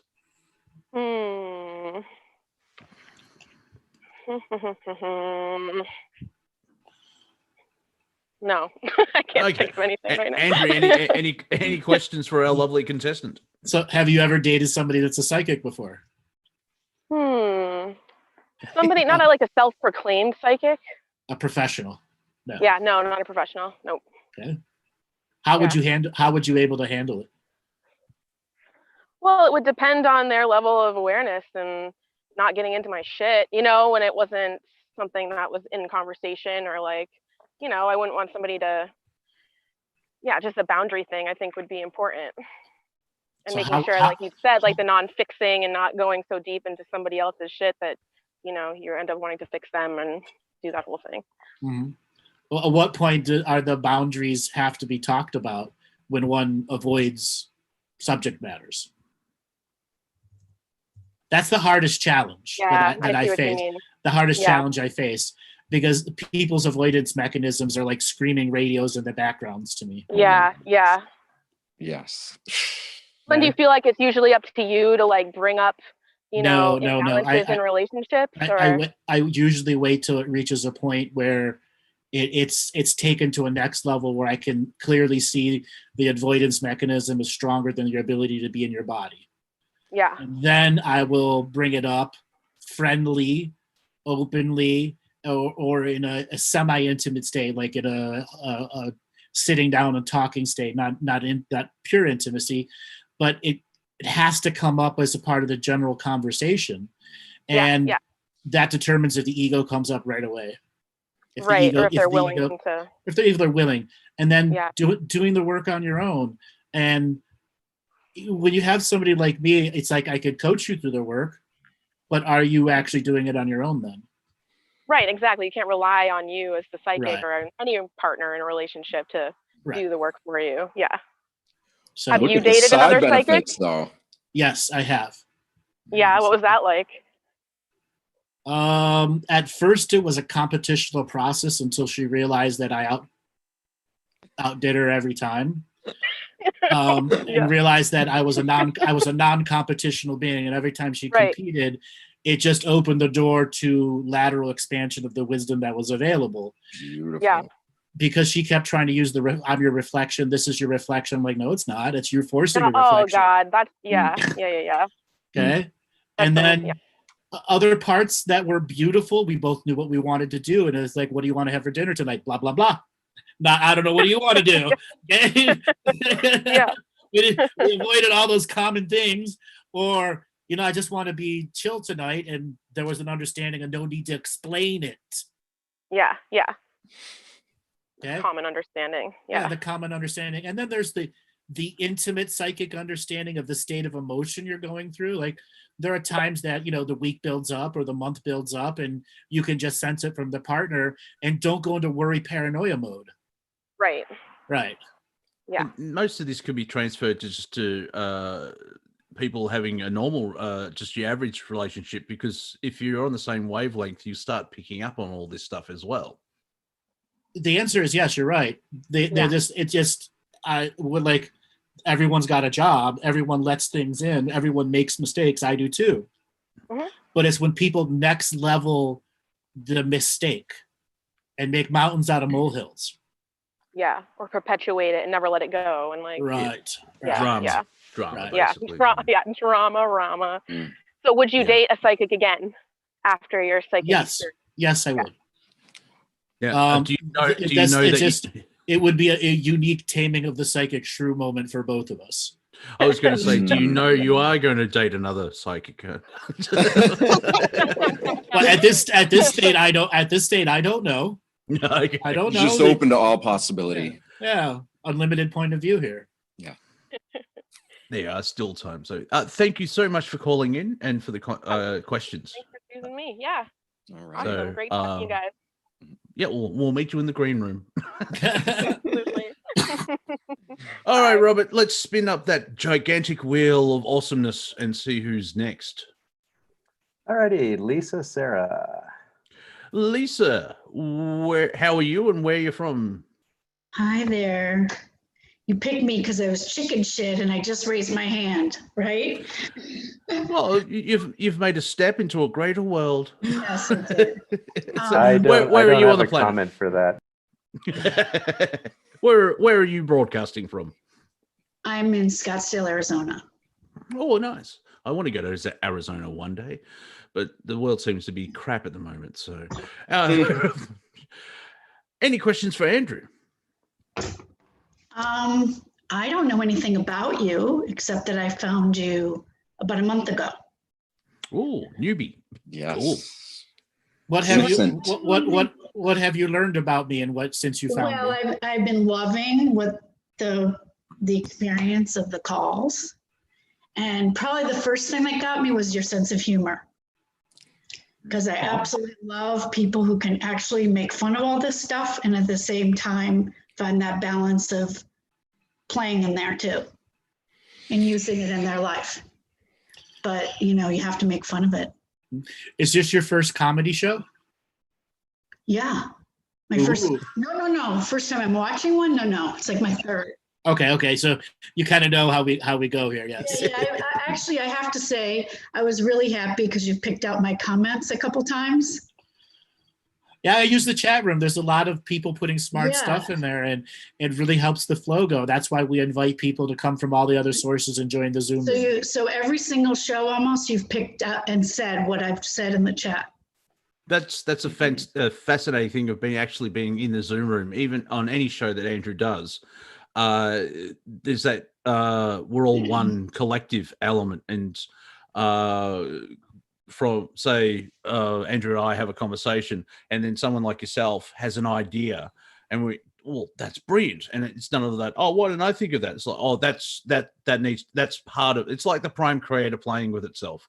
That's been great for me, being so hermit-like right now, to be in your chat room, and then you guys will say, "Oh, Lisa Sarah said blah blah blah," and I'm like, "Oh my God, someone actually sees me in my apartment." Oh, it's true. I've done it and a couple of times as well when I'm just watching a normal show of Andrew's, and I have an idea and I type it in, and then 2 comments down, someone said the same thing. And we're turning into the Borg, but it's fascinating as well, and it's part of the experience where we're all connected, we're all one aspect of it, as well as and of course there is the joy of like, oh, he saw me, and it's like it's like and then also getting emotional with everybody, whether you're laughing or some of the ones where he's had callers come in, and Andrew, you've done profound things with some people. and I'm like all teared up, and we're all together in it, helping, and it's really amazing, I have to say. Yeah, if you, one way of looking at it is, and it's a bit I of a think I'm mind on a blower. date with Monty right now. Oh, easy. Well, no, I'm just a chaperone. I'll be leaving in a minute. Okay. Is that when Andrew has a profound call, everyone, it's like that everyone in the chat and watching, the agreements were made 4 million years ago. It's like, okay, we're going to be on this call, and Yeah, Gary wow. is going to have epiphany and move through and release an emotional block. And by having that experience, all the observers have something similar as well, and go team, basically, because we're all helping each other work itself out. It's great. It's cool that we're all made that agreement. Yeah, so Contract in the so moment. so basically you've been thrown into the deep end with Yeah. Andrew, and now we've got you on a dating game. So Now this is Yeah. good. I got a little pre-interview here with. Hey, yeah, when puppy, things coming right in, hun. oh hello That wasn't me. Robert, you got to mute the other one. There you go. It's I don't have children in the background. all right. So, Okay. other questions? Any other questions? Because you're fresh to the I'm Galactic fresh, Historian yes. world, so that's the nicest way of saying it, and I mean that as well. What other? Now you can't ask for your purpose because I'll do No, a I'm reading. not going to ask about me. I'm going to ask about Andrew, right? Go ahead. Yes. Anything personal questions you want to ask me? Yeah. I mean, can you share about a little something about your best relationship you've ever had? So the best relationship is also the worst relationship in my situation. Okay. So it was amazing for years, but she passed away. Oh gosh. So it had another process to it. The best times are when you do everything together, and it's like you look back at the time and days felt like years in the experiences. So there were some challenges, obviously, with that, the passing, the mourning, the moving on, et cetera, et cetera, et cetera. So did you have a long time with her? 2.5 years. Okay. Yeah. But because you're so invested with each other, there's that manipulation of time. If a day felt like years, and of course, I'm sure both of you have Roman Yule time. Well, we're just going to put that over there, and just have that experience. And then she passed, which when things like that happen, I've had a friend that's just gone through so much crap as drama. My comedic brain just goes, what did you agree to before you came into this lifetime? Well, the irony is that was 2016 was probably my most challenging time of my life. Oh wow. Because after she passed, 4 of my closest friends died in 5 months, and you include her into that. So just car accidents, cancer, et cetera, heart attack. And so intense. Right. And the last closest friend, we talk, it's not, he's got kids. So he's got 4 kids. So he's very busy with the 4 kids. And I traveled a lot. So it was hard to stay in contact with someone that had known me since a very young age. I'd imagine your relationships go pretty deep when you find somebody that you're compatible with and you want to be with them. Oh, yeah. So I can only imagine how that must have felt. Yeah. So I like to share my ritual and ceremony side with my partner too. Yeah. Which is, because I do my own personal things, but when you start to work together and you go through that journey of, show me your prayers and how you flow, and then one goes for 5 minutes, the other goes for 5 minutes, and back and forth, and you do that, that's like a mini date night in its own self. Okay? So beautiful. My God. And Andrew, when you have your own experiences where from your human aspect, when I'm just imagining the joy when you learn something new. If I can use the Doctor Who analogy, like the character kind of knows everything because he's a 2,000-year-old alien that's traveled through all space and time. But you can see the child-esque joy and that glee of finding something new. Yeah. But I don't look for shiny to shiny to shiny to shiny. Oh no! It's I'm just saying this personally with me. Look is looking, and personally, the challenge of looking is, can the person stand up to the bar of perception, which I don't set that high, because it's not about outer looks, it's about the inner light ultimately. Yeah. Mm. And is that person have a high avoidance mechanism or do they not? Because there are times where naturally ego is going to be a part of a relationship, and that's how you grow through it. Okay. And sometimes ego's fun to deal with too. You get some really cool things get done. Yeah. Okay. Yeah, and you know what? You can even have moments in there where you catch each other and you're laughing about it. Yes, exactly. Like, oh my God, can you believe we just did that? Look at what we did. It's like after you get through the conflict or whatever, Yeah. But I can imagine that, like myself, the reasons why our relationships are going to get close is because we're not going to small talk for probably any amount of time. No, I'm a deep converser. Yeah, I'm a deep converser, and I'm not doing 20 questions here. That's what I mean. I hate small talk. So small talk has its place, but opening conversation, and then the deep talk comes. Yeah. Well, and if you've been on the planet for a while, you've told some basic stories a few too many times. Yeah. And then there are the times where, the entertainer side of me comes out, and I like entertaining people, like That's having fun. friends and family over, or just the two of us, and the entertainer comes out and the laugh is going. It's not me dominating the position. It's just the entertainer's the entertainer. The other person's fully engaged. I'm not just sitting there with a mic going, ah, da, da, da, da. Yeah. Okay. I can relate to that I can relate to that as a comedian. Okay. Just very quickly, I can relate to that as a comedian because I don't want an audience member. I want another comic in a certain aspect, because for it to work, you have to make me laugh. Because if you keep, I've had people where you're funny. Yeah, you said that 18 times.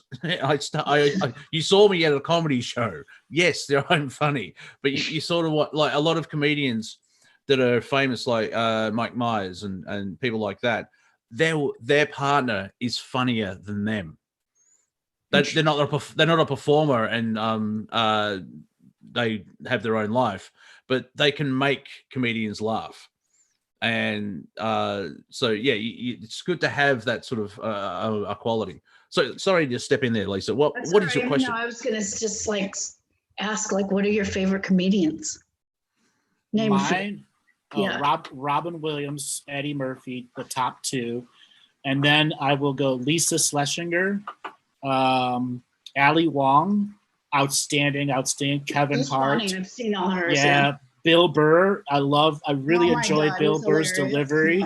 Mm-hmm. Joe Rogan as a comic, I really enjoy his stuff. And obviously Dave Chappelle, the King of Kings. Oh my God, my favorite. Yeah. What about Bill Hicks? Bill, he's beyond kings. He's at God level. Okay. Bill Hicks is at God level. I like Ricky Gervais. Yes, he's great too. I really enjoy his stuff he did at the Hollywood Awards. And his regular comedy, his regular comedy he does too. Yeah. Like his stand-up in the last year called Humanity. That's a good one. Mm-hmm. You were asking before some of the best and worst dates. Like having met somebody or friends fixing me up with somebody who has a complete total fantasy life about me, and I have no free will in the choice. Wow, that seems to be a common theme. Like the person, like the amount of restraining orders I've had to deliver over 9 years are quite a few. Wow. And I'm not proud of that. But it gets to a point where if whatever you're saying and your belief about me doesn't include my free will, you're fucked up. Wow. So here's the thing. So if someone's dating you, is that woman dealing with women showing up at your door saying in another fantasy of theirs, you guys are in love and you really want them, like psycho chick stuff. No, like they get like we'll go on a date or something, or we'll get set up, and then they have a complete fantasy life about me. Complete and total No, fantasy I'm talking life. about like if you're with someone, you're actually in relationship. Are they dealing with a lot of the women showing up around you? No, because I don't let that doesn't happen. I have a bubble of protection around me with many layers that you have to go to get through. Got it. Makes sense. So I have a private space where we could have private time. Otherwise, that will happen. There are some that can't deal with the public. I don't want to go into it. Some person can't, like if I'm doing retreats and events, they can't handle it if they're not there. And I'm like, you can't be at the retreat and you can't be at the event. Right, Okay? right. I'm working. Exactly. Yeah. I come back to you. I'm working. I'm going back to you. Yeah. So having that jealous factor, that's also been a really hard challenge in the background because they go through these extreme paranoias. Yeah.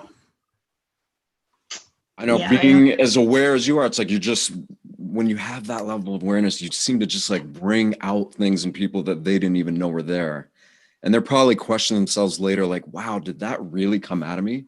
But really aware people have the ability to do that to others. I naturally trigger people into looking at their shit. Yeah. Okay? A lot of them avoid it. A lot of them plain avoid it. Yeah, it's fun being a friend of Andrew's. Where it's like, if I'm like you're dealing with something and like, oh, I could ask Andrew, and then there's a created avatar of Andrew in my head, and I'm like, no, you don't. Or like, I've got a question for Andrew, but I'm not going to like the answer, so I'm not going to ask him. That's I don't mix truths. I cut it as it is. Yeah. I'm just asking. Yeah. I mean, I've run events for a guy who did ancestral clearing stuff, and he's a very good-looking man, but he was married. So I played the sort of person who had to keep the women off of him a bit because he had to do his work, you know. Now, when something like that happens, Andrew, like when someone's in a committed relationship, they're in pure love. Is the frequency going out? Is that what people are attracted to? Because I've sort of noticed where, if you're single, you're not getting any sort of interaction. But once you find somebody, apparently everyone goes, "Oh, it's That's a good question. Yeah. The magnet's turned on, and everyone. It's like you get 20 people coming in. It's like, well, hang on, no, I'm with them. Where were you last week? Unfortunately, like my last few years of experience, people have come into the relationship already in love with me and not allowing me that situation to give back or to experience yes or no. So recently that has been the ongoing challenge. They're already fully in love with me for shows, for whatever, which makes it hard for me to choose. How do I know? Because you've already concluded everything. Well, they don't even know you though. Right. Well, they fall in love with the image. It's that whole thing we were saying before, the cult of personality. Yeah, they think they are. Yeah, they don't even know you. And that lack of free will, because you if they are in love with you, they pressure you to fall in love with them instead of actually letting it unfold and work naturally and create a relationship. It's dominated. It's like I've got a conclusion and you must bow to that. That's why I like being in a situation where nobody knows who I am. I can say I do YouTube, and then they can figure it out on their own. But that also has its own challenge, because once they do, they're like, huh? And then there's a whole different can of worms that come from that. Especially now after doing the comedy shows, it's like that Andrew was a nice chap. Oh, look, he does a comedy show. Oh, dear God. Yeah. Oh, dear God, exactly. So, Andrew, I'm not going to ask where you live, but are you on the East Coast? Yeah, I'm on the East Coast now. Okay. Well, thanks for calling in. There we go. Thank you, Lisa. Thank you for calling in. I'm sure you'll come back again. You'll be able to, because that's the joy. That's how I reconnected with Andrew. Was I just listened to a show and raised my hand, and then Robert just picked me for whatever reason. And that was in, I think, November last year. And here we are. So I liked your eyebrow piercing. Oh, hello. Wrong dating show. Oh, darn it. Yeah. So thank you, Lisa. So Thank you. Andrew, would you like to have one more contestant? So that makes 3. Yes, no.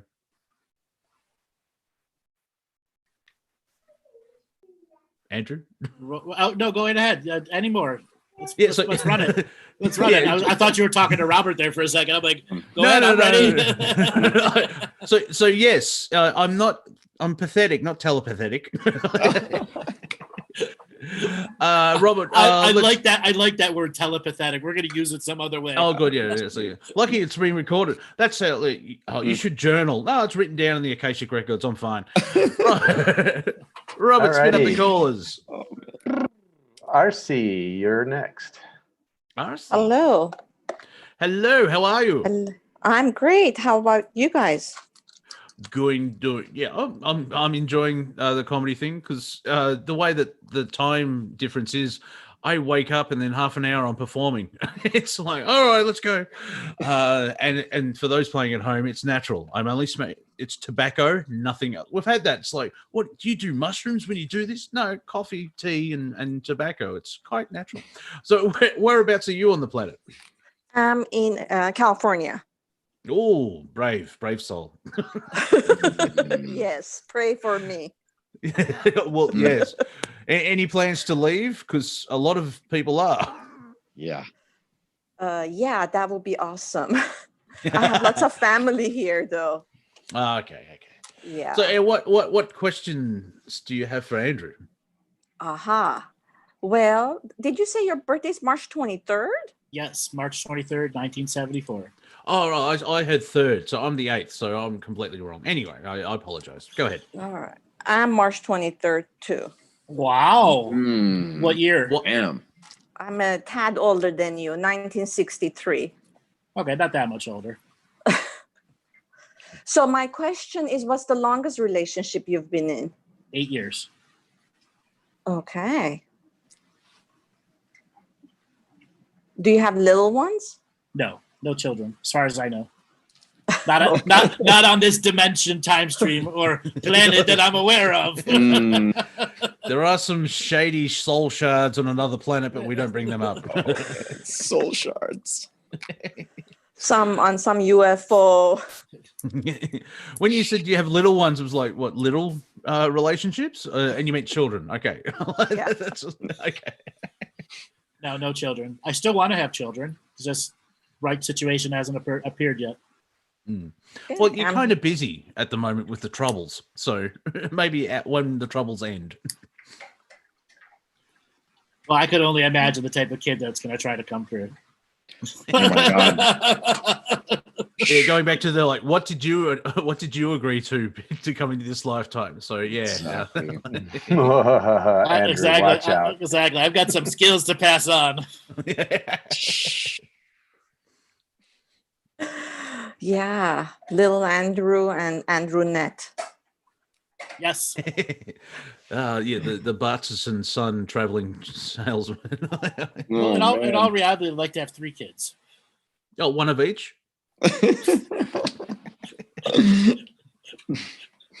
I mean, 4 is pushing it, but I'd be good with 3. Yeah, that would be good. You'll make a good dad. Oh, I know I would. So what So- questions do you have for me? That's about you asking me questions. Ooh. Mm, That's called a deflection in the business. yes. Ah, very nice. So what's the fun thing you do on a date? So if it's let's say the first 10 dates, fun thing is I love to go to comedy shows. Obviously in COVID, you can't do that. But a lot of people that I've dated have never been to a comedy show or haven't been to one in decades. That's one that I like to do. Go to concerts. That's another really good, fun thing to do.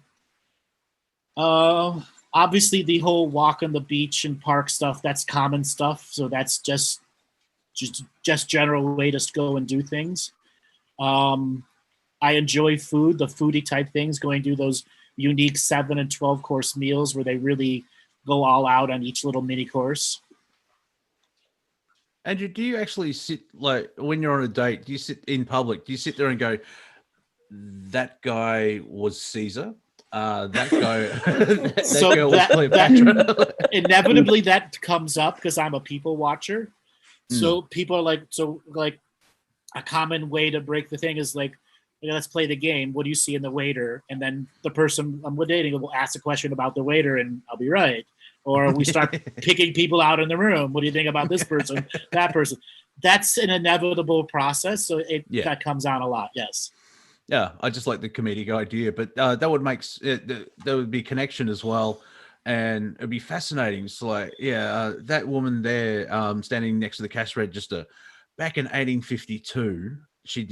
That's a real story, actually. That's a regular food dinner date that really regularly happens. Yes. So, ladies, he's definitely a catch. He can cook and read the Akashic records. I mean, what more do you need? You can stay alive and learn about humanity. Yes. Or actually, humanity in the cosmic scenario. Amazing. You couldn't ask for any more than that. No, not really. No, like what more do you need? And he has a job. Exactly. Yes. That's social engineering. Yes. Yeah, He doesn't stay home playing video games all day long. No. I'm just thinking the idea of a deadbeat galactic historian. Yeah, whatever. And he won't play video games because people ask, do you play video games? No, I live in one. Exactly. Exactly. Yeah. Now, I don't want to respawn. that there's a lot of issues about that because memory wipe and blah, blah, blah. Any other questions? Any other question? Yeah, do you like pets? Yes, I love dogs and cats. For the longest time, I had a dog, a cat, and a blue and gold macaw. I got the dog and the cat from my one brother. And when my middle brother left for Hawaii, I inherited his bird. So I had a dog, a cat, and a bird. Okay. And that bird was the most jealous bird. If I did not acknowledge him the second I walked in, if I blinked at my dog before I acknowledged the bird, he was mad. That bird was mad. Oh, wow. Yeah. So any animators out there, that is the perfect Warner Brothers cartoon. Andrew, a dog, a cat, and a bird. So it's like the food chain. Like I'd come in, I'd open up the cage. He'd run around and play with the dog and the cat. The bird owned the house. Like the dog and the cat would immediately respond to anything. Like whenever I go, Ginger, Cookie, and she'd come running for wherever. In the middle of the night, the bird would go, Ginger, Cookie, and she'd be dead sleep, run, and then beg from the bird. The bird loved doing that. It That's hilarious. It begs the question: what karma's been unplayed with that? That bird's had a very couple of slaveristic type of lifetimes, and I'm getting the dog back now. Reminds me of a parrot joke. Tell us the joke. So this guy that lives on a boat has this parrot, and he really, really loves her, but she has a very foul mouth. And he loves to give lavish parties. And every time people would come and it was the bird's bedtime, he would start telling people off to leave. Thank you for coming. Goodbye. And he would just swear, like a sailor, to get the people getting out so he could sleep. And the owner would be like, "You embarrassed me again. I can't believe you did this, blah, blah, blah. You do that one more time. That's it. That's it." So, of course, the next day, the bird does the same thing. So after everybody leaves, he takes the bird and puts it in the freezer and closes the door. And after a few minutes, he's like, "Oh my God, I'm going to kill my bird. I can't do that. I got to let him out." So he opens the freezer door. He lets the bird out. The bird's quiet. He's like, "Oh my God, the bird's gone mentally dead." And then finally the bird says, I will never swear again. Just tell me, what did the chicken do?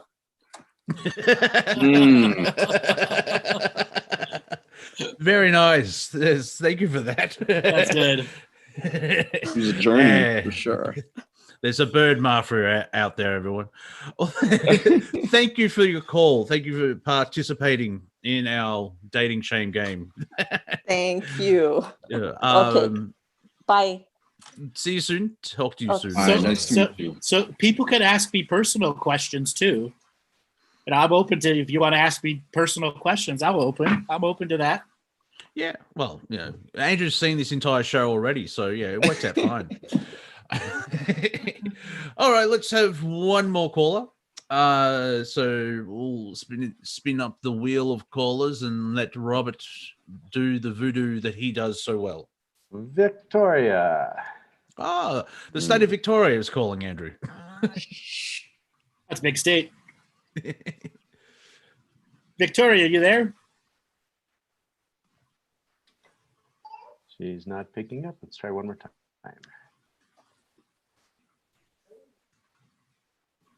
So maybe just away from the computer / phone. Let's move on to the next one. All right, so Victoria, there you go. Can you guys hear me? There we are. Oh. Yes, we can now. Oh my Squeaks in. God. I am so sorry. I was technically challenged there for a moment. Oh, don't worry. I do the same thing. I know Andrew, and so when it comes up, I'm going to be talking. You get the question, "Would you like to unmute?" And sometimes you press the wrong button. It's like, what? It's that moment of confusion. So, but you made it. That's the main Yeah, thing. I panicked. Anyway, thank you for choosing me. I had a feeling you will. So, Well, that's so how Andrew, this one is a pretty personal one. Are you ready to answer it? Yeah. Well, first of all, where are you based at the moment? Yeah. So, have you ever encountered a sexual soulmate? Yes. Yes. Yes. Yes. Yes. And they are an extreme challenge to get out of lust and into an actual love state. Because when you run into a sexual soulmate, Get out of bed. No. It's the lust runs the relationship, and inevitably lust defines too much of the relationship. And oftentimes sexual partners in that way are there to heal each other, and then as the lust is gone, you're separate. That was the spiritual reason for that. Yeah. So do you, like, normally, is that something that, I mean, I personally think it's pretty a rare thing to encounter. Is correct? No, it's not. Not quite. Everybody has tens of thousands of soulmates available at any given moment. The whole idea that there's only one person in all of the universe for you is light work or garbage. But I'm talking about sexual soulmates. I'm talking sexual soulmates too. You've been at least 250,000 different lives. Okay, even at 1%, that's 25,000 available to you this lifetime. Oh, you're saying that I get around, Andrew? How dare you? All your other selves have gotten around enough to make a good pool of potential. Oh my God. But I totally agree with you. Oh, you've muted. As far There we go. as There we go. Sorry, Victoria, you muted, so we missed most of that. Oh, I'm so sorry. I was having another call. I just tried to hang it up. Yeah. So what I was saying is, it's very interesting what Andrew said, that normally sexual soulmates are there to heal each other. Yeah. So I thought that was super interesting. Thanks for sharing. And then getting into the journey of love. Well, what does this potentially mean for the future? And if the healing goes both ways, then the opportunity for masterful co-creation is there. Yeah. Not just in the sexual side, but the intellect side. Because when I do become intimate with a person, there's an aspect of the energy that they share, and just like when I'm with a person, I get part of their energy. That's the way sexuality works. Absolutely, for sure. Yeah, on the internet, they say, like, when you're with a sexual partner, you're with everybody they've been with, and to me, that's kind of discouraging. It's like, all those dudes. What element is that correct, Andrew? Like, is there a DNA, or So, is it energetic, or is it just if light a work person's crap? done, if a person's done their spiritual hygiene, very little of that bleeds through, other Okay. than the habit patterns that are repeated. Okay. Because, like, yeah, it's a lot of people experiment in their 20s, and you don't want to meet somebody in your 40s like, why is there 200 people standing behind you? That's a great point, though. That's spiritual hygiene. That's really the point of it all. And a lot of people don't do that. And so all these things bleed through. It's a great That's point. one of my biggest teachings is spiritual hygiene, spiritual hygiene, spiritual hygiene. Yeah. It's what will free you from 90% of the yuck. I call it sharing the dirty energy underwear. And that's why so many people are so afraid of what you said, Monty, because, you know, it's on the internet, it's everywhere. So many people believe it because they're not doing that internal work. Yeah. So. Well, it's fascinating where you get one little bit of the information, and then it extrapolates out. And that's sort of I think that's part of the awakening, which has so many levels. Like, a lot of people are waking up to just the control system. I should introduce them to Andrew. It's like, oh, you think you're awake. You have all of this. I'm like, what? But it's about narratives. Like, we do create our own worlds, and you have your dream bubble, but it doesn't mean you ignore other things at the same time. It's finding balance. That, to me, that's, I guess, one of my things in this lifetime is to find balance. And you can find balance in everything. It's fascinating. So I'm going to open up the conversation because you brought up the sexuality thing. I have 14 healing techniques under my belt that I've mastered.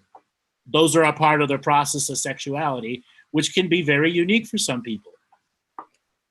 So I'm not exactly floating my own boat, but I use all of those skills to techniques while being intimate, and which makes for a very unique sexual relationship. That's really cool. everyone just Andrew, what happened there was everyone paused and thought about that. Now, talking about taking a bit of information and running with it, everyone's imagination's gone. Oh, okay, all right. There are certain points that you can touch in the body and have a non-vagina based orgasm, or a full total no touch orgasm. Once again, a thinking pause. That's the cricket All moment. women are listening. Cricket You moment. know what? You thought you had a line of women after you before this statement. Now watch it, Andrew. Get those restraining orders ready. 3 layers of protection. But anyone can do this. They just need to learn. Just, you know. Anyway, thank you guys. I'm going to mute myself. All right. Thank you, Victoria. Thank you. Let's do another caller. All right, Robert. Let's get the dartboard out, dart, and throw it at the world map. Okie doke. Julie Friedman. Julie, are you there? I am. Can you hear me? Yes, we can. What part of the world are you from at this point in time, in no time? I am outside of Houston in the Woodlands. Okay.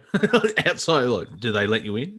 Are you safe? Is there any storm going on there, or just a light breeze? Yeah, a light breeze. I'm so sorry. I'm a dog person too, and one of them is hungry. Yeah, pets always know when you want to do something important. They see? Mm-hmm. Yeah, you heard me. And she's a puppy. And she needs a job. Anybody have a job for her? Christmas is coming up. You know, maybe a reindeer. A stress relief. I was thinking of some seasonal employment. I don't know. I think she needs a full-time permanent situation. So what questions do you have for Andrew? Wow, I'm so shocked that I'm kind of I just love this show, and I loved everything that you've talked about so far. And I really don't have to I hope I don't have to go on mute because of this. So There's a deeper level of communication wanting to come through. Let's let it. I know, seriously. I really just wanted to get on because, well, one, I'm not really looking for a date. I got a divorce in 2017 and it was a huge dark night of the soul, and I'm still just fascinated by my own self, which sounds maybe egotistic, but I'm fascinated by my own higher self. And so I really wanted to thank you and Seth, especially for your show last night, because my mind was just blown in my meditation this morning. So I'm sorry, I'm not making this about you, Andrew, but it is about you. You've got such a great game going on. I love it. I love the conversation with you and Seth. It was the first conversation that I've tuned into that I understood about 95% of it, because your level is so deep and so high that so much of it goes over my head. But I keep tuning in. I've been doing the revocations and it's amazing. And between that and Seth's story about the addiction and the ego addiction, that just drove it home yesterday. And so in my meditation this morning, my mind just blew up. It was wonderful. And I'm just so appreciative for your conversation and for just everything that you're doing. And I'll keep coming back until I understand more. Great. Well, that's the fun part of it. And the interesting thing is, like, coming out of a divorce, you sort of explain, you're finding yourself again because you're getting out of a relationship. So you could use this as your first date as well. So you can do it that way. So. Yeah. I don't know, because I just talked about myself, so I'm not sure that was a very good date. well, thank you for sharing. So. Any one last question, or do you have a question? Yeah, are you from Cleveland? Do you live in Cleveland? Yeah, I grew up in Cleveland. I'm just living outside of Cleveland, Ohio right now. I moved to Houston from Twinsburg. It's not far from where I'm at. Yeah, I lived in Twinsburg for 10 years and I loved it. I was drugged, kicking and screaming to the Midwest by my ex, and I loved it. I loved it. The people were so wonderful and family oriented. I loved it. So you must like it since you're still there. Only here because of COVID, actually. Really? Yes, I was living in Barbados for 2 years, and before the COVID hit, I had to get out very fast because the islands are a disaster now. Oh. Yeah. So. Okay. It was a rash decision, and then everything shut down. All right. If you could live it's almost like he knew. Yeah, I did. I shut everything down there. Yes. If you could live anywhere, where would you live? Back on an island. Oh yeah. Australia's an island. No, I mean, island life has its own unique aspects to it. And would it be the Caribbean again? No, not necessarily. And not Hawaii either. Hawaii has its own energetic challenges. I enjoy the tidal energy. Like if I were on one of the barrier islands off of the Carolina coast, that would be awesome too. An island-ish life, but I would still want all the amenities of a city too. So yeah, I still like big cities. Yeah, I don't want to live out in the middle of nowhere. Yeah. Okay, I'll go out in the middle of nowhere to do my stuff, but I still want to be in a city. Yeah. You want to be close to concerts and comedy shows and everything else like that. Yeah. Well, thank you, Julie, for joining us. Thank you all. And please stick around. Keep following on. And I'm sure the Wheel of Callers will bring you on when that's the fun part of that Wheel of Callers. It's divine timing, if I can say it that way. So enjoy. Thank you. You're welcome. Andrew, one more or? Sure, let's do one more.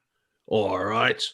Who will be the final contestant on the Monty Dean Needs a Hobby game? So, Robert. Can't find my mute button. There you go. Alicia. Hello. Hello, how are you? You can actually hear me. That's awesome. Where are you at this point in time? I am in Canada on the West Coast. Oh, okay. So Vancouver-ish. Yeah, I actually moved kind of to a smaller town now up near 100 Mile House, which is kind of funny because we're in metric here, but the town is called 100 Mile House. Yeah, there was a change. Yeah. So yeah, when I say ish, I'm including half the country. Yeah. So, what questions do you have for our budding bachelor, Andrew? So Andrew, what do you do for fun that is not necessarily on the spiritual side? Oh, I like that. You're using questions that Andrew asks. I like it. So, comedy shows, theater. I like going to operas, believe it or not. I enjoy those a lot. Stage plays and shows, concerts. Those are the big 4, 5, 6 things I do a year. I enjoy camping, fishing, hiking, boating. Had a jet ski for many, many years. So those are the things that I like to do, but they don't necessarily dominate what is fun in my life. Obviously, work drives my life a lot. So having effort and time to go and have a really fun thing is planning ahead of time. So really planning something so I can truly enjoy it, or I can have a few days off before, or something to that effect, so that I'm fully present and can go and enjoy the journey and the fun time. Well, Nice. people have seen us talk to each other. It's fun. Like there's elements of comedy and well, it's a comedy show, so clearly. But even when we're talking about interesting concepts and information, and some people would call it dark stuff, we have elements of comedy, and it's exploring ideas, and it's fun. You do what you do. Yeah, what is it? You do what you like and you like what you do, or you do what you love and you love what you do. So. Labor of love. Yeah. Yes. Yeah. And it definitely shows you guys are freaking hilarious. Thank you. So did you have any personal questions you want to ask me? Oh, I'm getting a little just blank-headed now. little hot under the collar? Yeah. Lordy. I know you're talking about all these spots, and I'm like, oh my God. Yes. I could use the meditation voice. There's this spot on the back of your neck. When touched, just like that. Lower. Like lower. this? Oh, lower. Lower. There. Oh, there it is. There it is. Hello. Wow. I'm getting a Great. texter and drawing a circle. Yeah. So what? Nothing comes to mind for a question, or I'm totally drawing a blank here. I'm getting all nervous. What are you nervous? This What are you is- nervous? What are you this- nervous? What are you This nervous is me about? coming into my fears, put your hand up. Don't look at me. I've been on this show the whole time. I've hardly said anything. So don't. So what ultimately are you afraid of? I don't know. like You're that's not what you do? Maybe That's I'm what a it little is. bit- It's your fear of the Maybe I'm unknown. It totally is. Like, maybe it's, I don't know. I really follow you guys, and I'm a little bit fangirlish right now. It's okay. So we're gonna have Seth come in here and break down the fear for you, so that you can get to the actual question you want to ask. You ready? Yes. Go, Seth. Okay. So whatever it is that's causing you to feel that is your greatest teacher. It's there. It's trying to get your attention. It's that fear of the unknown, but you've done it so long, so many times in this life that you're not able to see it clearly as it comes up. But right here, right now, you're put on the spot. You're under the lights of scrutiny, but it's not us that's doing it to you. It's you. It's this greater, deeper part of you that's trying to get your attention. And right now, without even thinking, without going into the past, you can just open it up and let it come out. What is it? What is that fear? Name it. Name the fear. Yes. Without thinking, though. Don't think. There's no thought associated with it. There's just something that's there that's causing you to feel this resistance. I guess a fear of acceptance. Okay. And what is that connected to? Because everything has, like, every story has its stories, every issue has its issues. That fear of acceptance comes from something. And just without thinking about it, what does it come from? What's the first thing that just comes to your awareness when you feel that fear of acceptance? Not feeling it. I would say it's a self-esteem issue. So, like most of us, something happened when we were kids, right? That took us out of it. We felt great. We had this child-esque joy, this innocence, this awe, this just feeling so much life and awe and wonder in the world. But then something happened that took us out of it. Do you know what that was for you? Do you remember? Oh, Let me yeah. rephrase it. What's the first most intense thing that you remember happening to you? Why? I think the first kind of major negative was my family projecting weight issues on me as a child.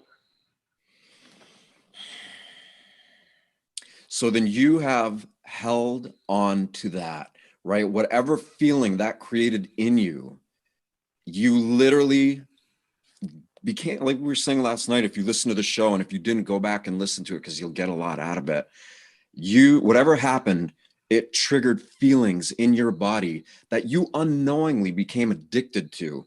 And from that point forward in your life, you unknowingly projected that fear of acceptance out into the world so that it would keep coming up in different ways so that you could look at it, so you could face it, because it wasn't trying to bring you down. You just accepted it as that. It was trying to get you to come out of that. Right? Wow. Right? What if you looked at it like that? What if you looked at it as whatever that initial thing was, it was actually there to try to get you to grow in a way that, had you known it was trying to do that, you'd be on a whole other level right now. Yeah, I can see that for sure. Yeah. So now what question can you ask from that? This is the growth opportunity. Yes. What question can I ask? Yeah, be a selfish fangirl. It's okay. Exactly. Be light. Just be light. light. Be so light. Like, enjoy it.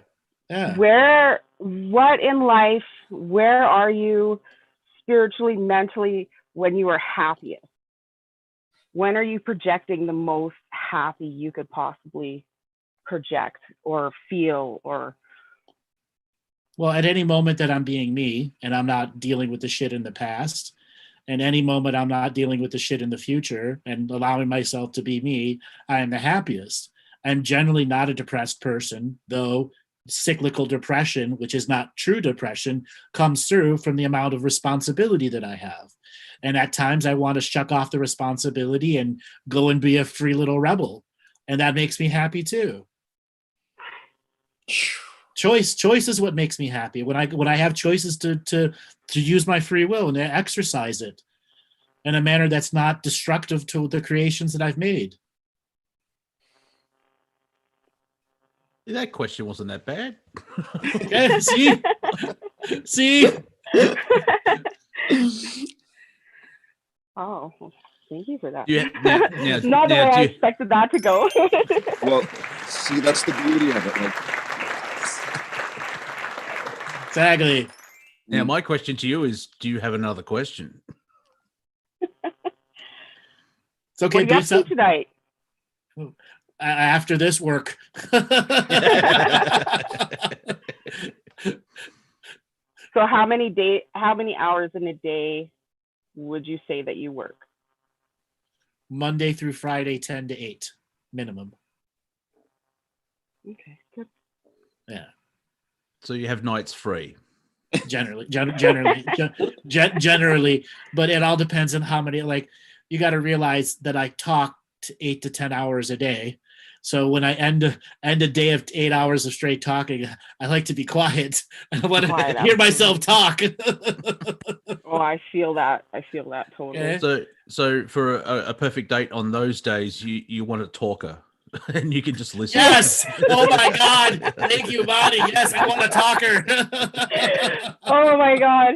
Yeah, I'm definitely a talker. I've had ever since I was little, I'll just ramble on about stuff. And as long as you're nodding your head, I will just keep going. Ooh, sounds perfect to me. About all the things I've done and what I think about that. And yeah, I'm definitely not on a spiritual level like Andrew there. I kind of thought I was on this spiritual level, and then I got Andrew red pilled, and I was like, oh my God. Oh my God.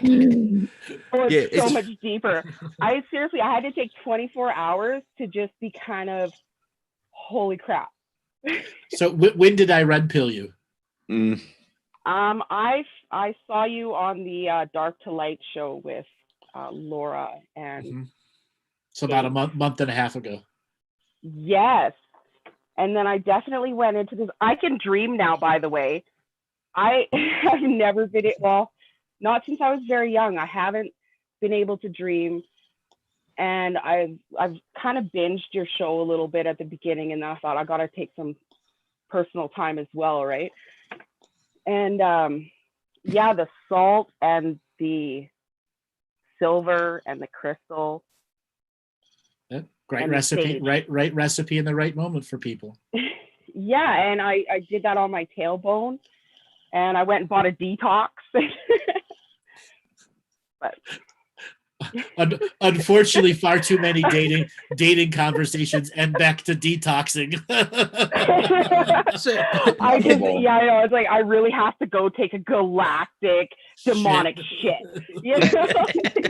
How many times have you said that colonic, demonic Andrew? shit out, then maybe I'll be on your level a little bit, you know. I'll understand what you're saying anyway. We should preface that for Andrew. If you go on a date with Andrew, he will eventually say the word colonic. Yes, I will. Yes, I will. You know, life is better after a big poo. So yes, all these constipation nations. There was a couple shows back. I think it was maybe 6 or 7 shows. And we're talking to a lady who's wanting to do a detox, and I told her she had to go do a parasite cleanse, and I warned her she's going to shit out something that looks like a moving octopus.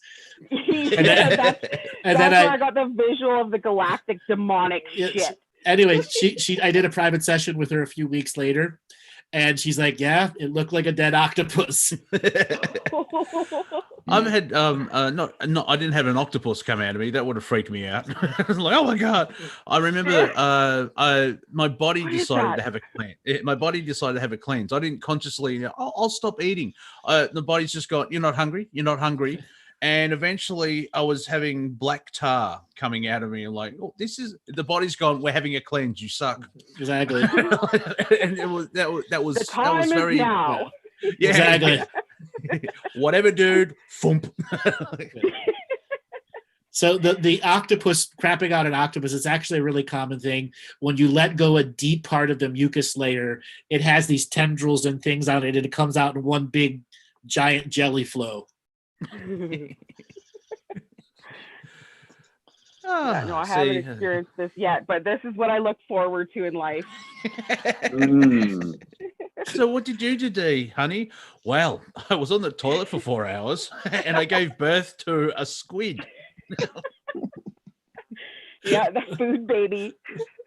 Yeah. And I was so proud that I flushed 3 times, of course. Yeah. Wow, a triple flusher. That's impressive. Yeah, there's a courtesy one and then one to make it grow. Piss off. Oh, okay. So obviously you're feeling better now. See, we've made a breakthrough. It was interesting in the chat. Someone said, "Where did the comedy go?" It's like, oh, well, that's kind of one of the jokes for our comedy show. It's almost we call it a comedy show, but 75% of it's about actually sharing information and help people move forward. That makes me laugh. Like, yeah, you call it a comedy show, but people achieve things and you help people. Also, we're not stand-up comics doing a 90-minute bit, getting laugh after laugh after laugh after laugh. We do have to breathe. we are in an improv state, and the comedy is we're not being serious right now, and that's the advantage of being able to use the term comedy.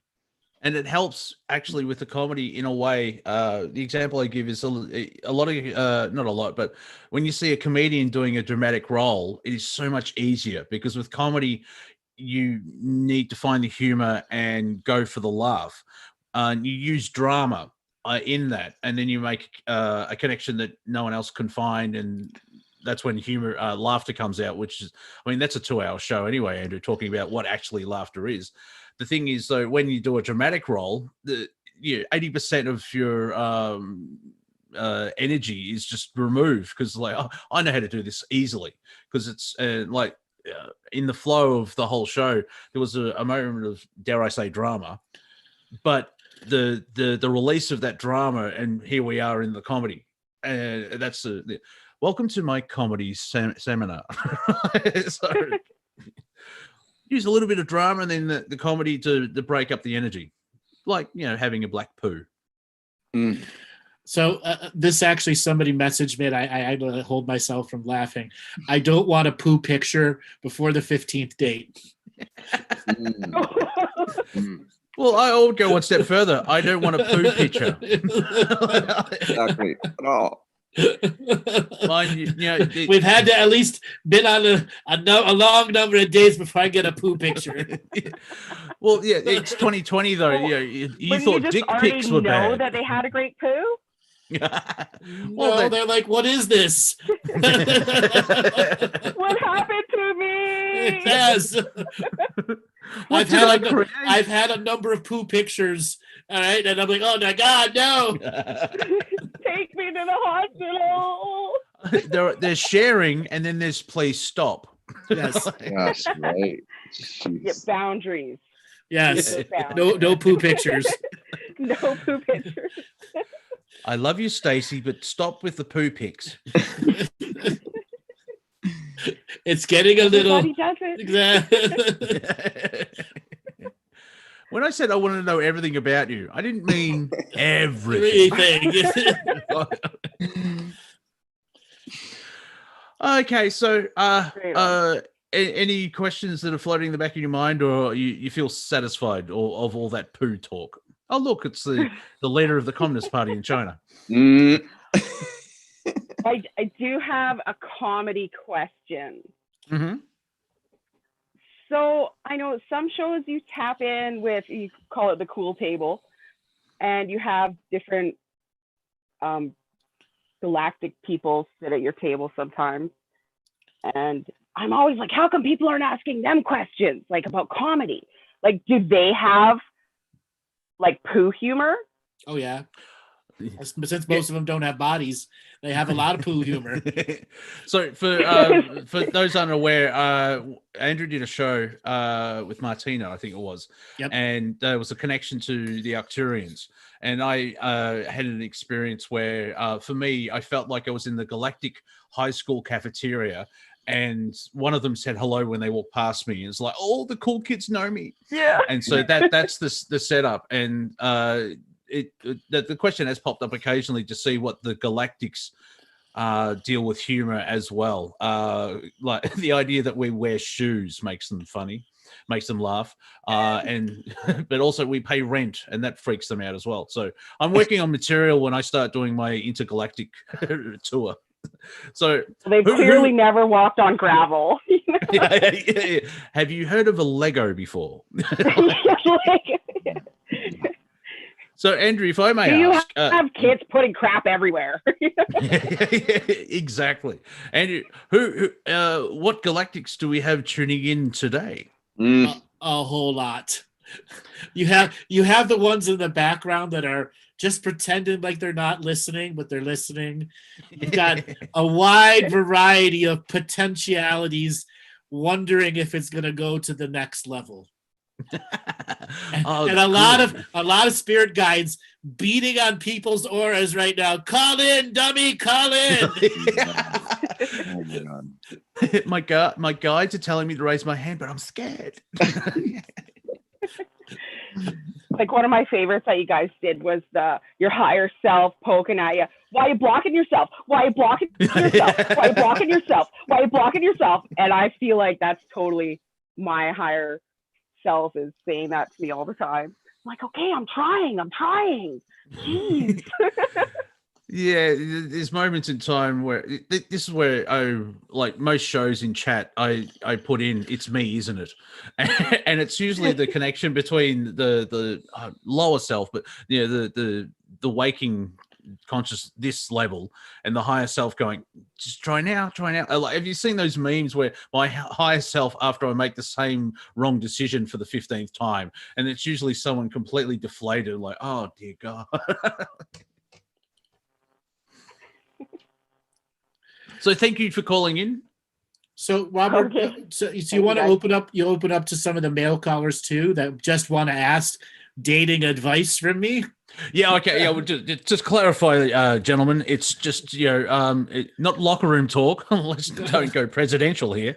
But So- any guys that want some advice? We are in Galactic overtime, and I will bring out the Galactics and have them come sit at the cool kid table if we get some cool callers.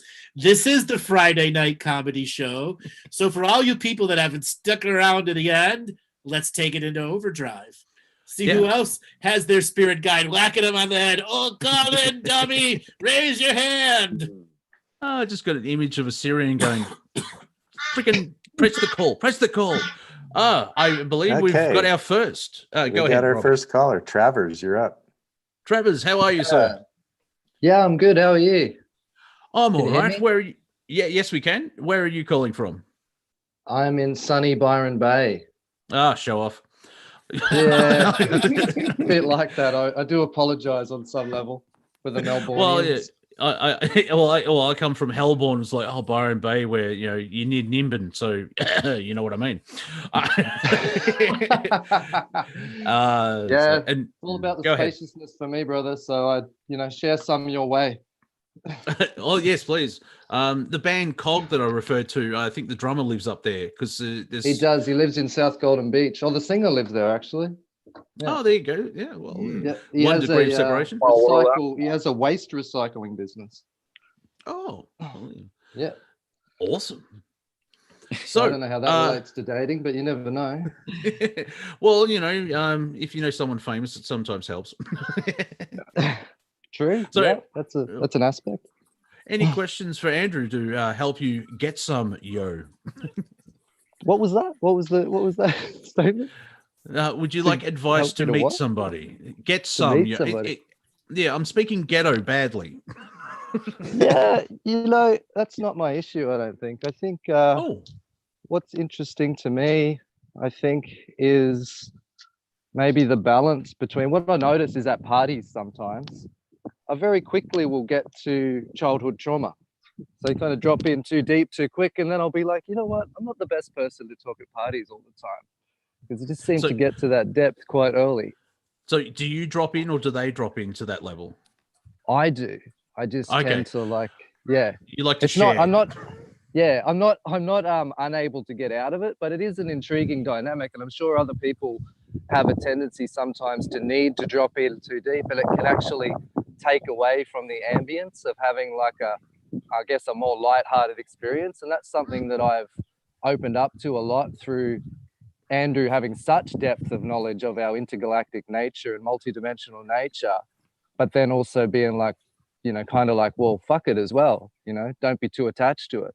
Just kind of have the human experience and honor your own humble experience. Mm-hmm. So that's really something. Yeah, maybe Andrew wants to, has some. When it comes to dropping into somebody's traumas right away, that's your border issue. And ultimately, it can be very attractive to some people.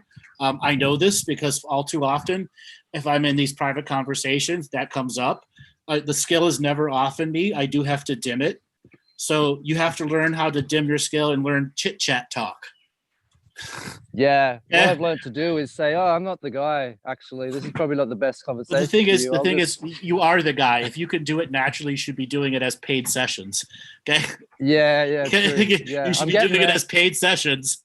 Just take it off the party couch and onto a therapy couch. Yeah, I kind of realize that it's a process, I think, for me. But yes, thank you for that reminder. But it is a very intriguing thing, I think, when people like to drop in with the deeper emotional aspects, and it can almost take away from the validity of the more light-hearted perception of life, because there's this sense of, but there's so much depth, there's so many things to focus on, there's so much to sort out. And I've really moved away from that, but I do think it's an intriguing aspect of moving into connection with new people that is worthy to discuss. Well, ultimately, moving into connection is a state of being where whatever our limitations are, the volume on the limitations is greatly lowered. And not muted, but it's greatly lowered. And when we enter that state of allowance, there are things that come up that are your warning signs of this is too deep for me, or this is the type of ephemeral conversation you want to have, an in the moment conversation, one that may create a memory and one that may not. But part of the ongoing process of making a conversation is to not overly strategize. Okay. Yeah, 100%. Absolutely. And talking about childhood traumas is to actually strategize, and there's a strategy process going inside there. And getting out of the strategizing process, which allows you to explore the color of the sky tonight, and everyone sees a different shade of blue. And that's something you can make as a regular conversation or opener, and then pull out your phone and put out a color wheel on, and what shade of blue is this to you? Because everyone sees a different color. Yeah, I agree with that ability to realize that everybody's having their unique experience, and therefore to find wonder and awe in that process, even in something that's very simple and shared experience. Right. And then it allows everyone to have that childlike emanation of, yeah, this is purple to me. And somebody goes, no, that's not purple, that's blue. Okay. Yeah. And there are a lot of people who are that colorblind. And it's like in that moment, you're both having a new experience, because you're realizing that in that moment, it's not one thing. You're immersed in something that neither person can define, kind of thing. Exactly. And when you're in that undefined state, you're right on the edge of unknowingness, allowing your spirit to make unknowing knowing. Yeah. Yes. I love that. That's that like present moment, emergent, spontaneous creation experience. That's why I tell everybody, go to your edge of unknowingness twice a day. Learn to know that edge. Become an edge walker. Yes. And as Bill Hicks says, once you get to the edge, don't worry, because there's a ledge beyond the edge. The edge gets further and further and further away. Just keep going. Yeah, get to the edge and look for that ledge. I always like that saying, jump and the net will appear. I feel like that's a really cool jump saying. and the ground will appear. Yeah. I was going to say metaphorically, don't do that in physical terms. And then I've heard other people say, start before you're ready. And I think there's validity in that as well, because we can procrastinate ourselves out of moving forward into something. But you could also precognify yourself into a situation that isn't free will. Okay. Tell us about that. Predicting the future that is just self-manifesting an outcome. Yeah, right. Like perceiving something from a past experience and projecting it onto the future. Forcing the experience too. Yeah, I've met people's like, see, I knew this would happen. Yeah, because you created it. Yeah, that's definitely a paradigm that I feel like we're learning to shift ourselves out of, right? Which like we were saying earlier. The end of the world, Andrew and I were saying earlier, like the end of the world, there's this idea that the end of the world's around every corner, and that this next election or this next thing, the end's going to come, but it never comes. And they've been saying that forever. And when you finally realize that everything you're being told isn't really happening anyway, then you're like, I can just be lighthearted. I can choose to feel good. I can choose to rise above it. And that's really when you take your power back. And that's when you lighten up. And you don't have to be funny. I mean, I'm not like a naturally innate funny person, but I know when I feel good. I know when it feels lighthearted, and I'm choosing to be in that, to the degree that I've made that a default state of being. And we forget we can do that. Yeah, Bill Hicks has got a routine where he talks about, does anyone watch CNN for 12 hours? I wouldn't recommend that. And you watch CNN, it's like war, famine, death, AIDS, war, famine, death, age. And you look out your window, where's all this shit happening? Ted Turner's making it up. Yes. And it's like talking about lockdown in Melbourne. Apart from everyone wearing a mask, it's the same. It's like it's a Sunday every day because people are staying home.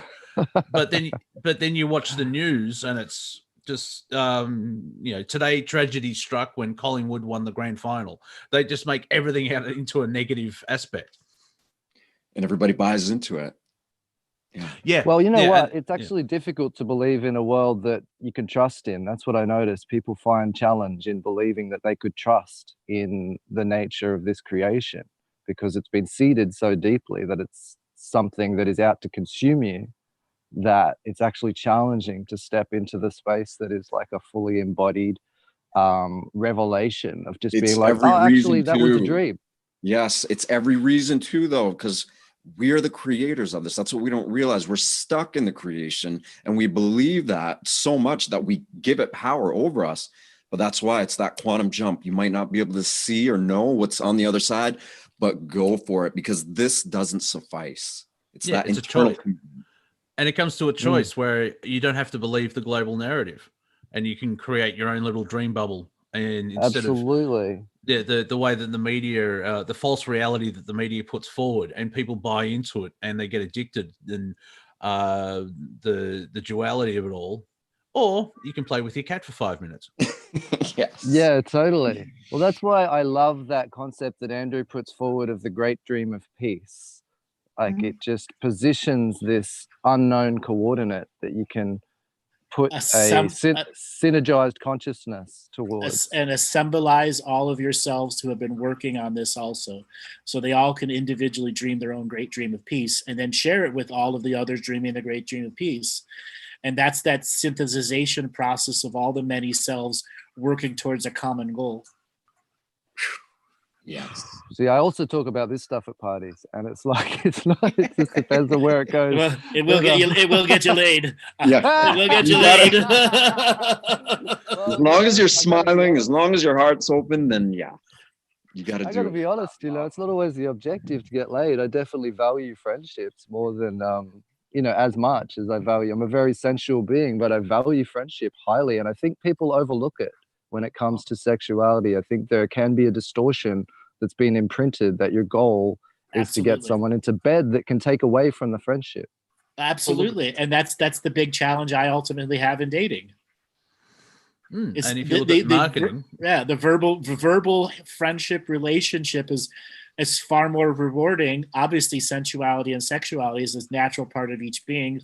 And when you can explore that side, it makes all those other moments even more better. So much more. And I think there's this idea that once somebody gets in the friend zone, you're not meant to be intimate. That's what I've picked it up as a cultural narrative, and I don't agree with that necessarily. It's not me neither. There are some people because of whatever the way they grew up, not traumatized. It's the use of sexuality which allows them to get past their borders. Yes, absolutely. It's like there's so much dissolution and dissolving of shame if you can step into a really organic space of intimate connection through the body, because it's such an honest, innocent eroticism. There's an innocence of erotic connection. See, the innocent erotic connection is also almost always confused between lust and love, and most people have never done a in-depth self-processing of lust to love. And those that have experienced lustful relationships get caught in repeating lustful relationships. And then there are those that want love and won't allow lust in. And lust is a gigantic teacher too. Yeah. Lust is there for a reason. It drives people into self-education of sensuality. Lust is not always penetration. Lust is cuddling. There's so many people, they lust for touch. We have forms for the cuddling too. Okay. So Travers, how long you been listening for? Probably about a year and a half now. Yeah, maybe a bit longer. What would you say some of the top Andrewisms you've heard? Like in terms of key concepts, like that have changed my life, the dream of peace, the connection to the peacekeepers, the peacemakers, that idea of an ancestral lineage that actually has had integrity, that I can trust in, that I can surrender into, that I can be like, okay, you know, these are my friends on some level. That has been very powerful for me. Anything I've made you laugh at and spit your drink out? To laugh at and spit my drink. Well, there's moments, you know, there's a lot of things. There's been a lot, because you'll do a lot of comedy within the deeper stuff as well, you know. I have my moments of just finding, yeah, there's definitely moments, but I couldn't like pinpoint it because it's sort of fleeting, you know, passes through in a moment of brilliance, and then it travels usually into something, because ultimately I'm interested in, I guess, a more unified sense of being rather than just a cheap laugh. So I enjoy it, but then I'm also wanting to like, I guess I'm doing a lot of healing through my body as well, from my perception, with the sense of the lightness, like learning where those stagnations are held. So maybe, you know, sometimes that makes it, you know, less lighthearted. And so it's like lighthearted, but then it's like it's medicine as well. So it's like an interesting balance, I think, when I've experienced a lot of what I see as impedance through my body, that now I see is because I've been holding on to stagnant belief systems that don't serve me and aren't really things that I would choose to perpetuate. Very well said. And I like the crow in the background going, yep, yep, yep, yep. Yeah, so I really appreciate the work you're doing, and I love that you've brought it into a comedic space. I love seeing Monty unfold. I've enjoyed Seth last night, it was this morning. It was the morning for me, but I mean, I feel like you're creating a wonderful platform to bring a lightheartedness to spirituality, and I think spirituality gets heavy because there's such potential for a whole new way of being that it sometimes seems so dramatic, you know, and having someone put it in a time frame, in a perspective, and be like, nothing's going to happen tomorrow, you know, chill out in some ways, but at the same time be diligent and apply your spiritual hygiene, and you know, honor this planetary sentience and honor other beings, and also don't be caught up on praising them and kind of like putting them above yourself. So there's a great synergy and sort of integration, I feel, through the work you're sharing. Thank you. Thank you. And the fact that you can recognize it and verbalize it is a great gift to me, because I have worked at this platform, developed it, created an audience, creating a space for people to learn, talk about spiritual hygiene and the deep philosophical conversations that one needs to have with themselves. Without the seriousness, but also know when to be serious. Well, the way I've felt it is you've gone to the depths. So there's points where you can just mic drop it. You know, you can just be like, boom, leave that with you, sort of thing. And it changes your reality. You know, it's almost like you literally start aligning a new universe from that point, kind of thing. And then there's, you know, then there's an element of like, but don't take it too seriously as well, in some ways. Like, don't take yourself too seriously, but also commit fully to yourself. So it's an interesting paradox, right? Yeah, I'm a master at mic dropping. There's nothing wrong with being serious. Be serious about comedy as well, and it's all part of the mix of everything.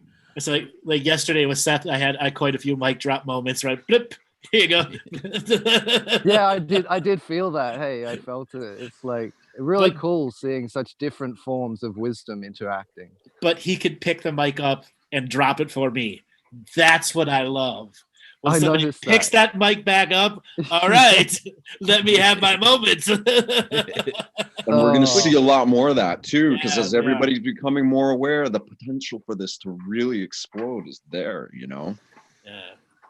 Yeah, we each hold like a particular anchor point of what we've been, I guess, cultivating within ourselves as we anchor our signature soul frequency and really bring that into a full expression kind of thing. Yeah. unique gifts, each one. Yeah, Which is thanks, the fun guys. part of the creation as a kaleidoscope. As I explained to people, you are the center of your universe, and through the joy of creation, we can interact. Oh, that's beautiful, Monty. I feel like you'd make a T-shirt of that, bro. Yeah, that's another one as well. Yep. You'd probably dissolve the drones out of the sky in Melbourne. Yeah. I just thought of another one. How's my pooing? Just ask me. Yeah, it's funny when you guys are talking about that. I was laughing. I was actually on the toilet, believe it or not. And and it reminded me of this concept that I came up at a festival a while ago called excremosis. And basically, you know, the concept of osmosis. Mm-hmm. It's kind of like when, as an individual, you take on the collective shit and you just do this giant shit while everyone else is partying and like releasing all the, getting all the light energy in, and you're stuck in the Portaloo, on acid or something, just fucking doing this giant shit for the universe, That's excremosis. I've been at a party and I've gone into a loo afterwards where somebody did an acidic shit. My God! Holy fuck! Got his camera out and took a photo. Holy shit! Exactly. And when you're talking about those aliens and you were saying about they're watching to see if we're going to go to the next level, I just couldn't help but imagine everyone just needing to go to the toilet at the same time and just doing this like universal dump and purge release. Yeah, that's what's going to happen to humanity. It's not a solar flash. Everyone runs to the toilet and flushes. Solar flush. Solar flush, exactly. Oh, flush. And like, I think it's a testament that you could manage to have a serious conversation about dating and have so much integration with our bowel movements. Like that's one and the same. So what was the show about yesterday? Dating and shit. Yeah. Anal octopi. Yes.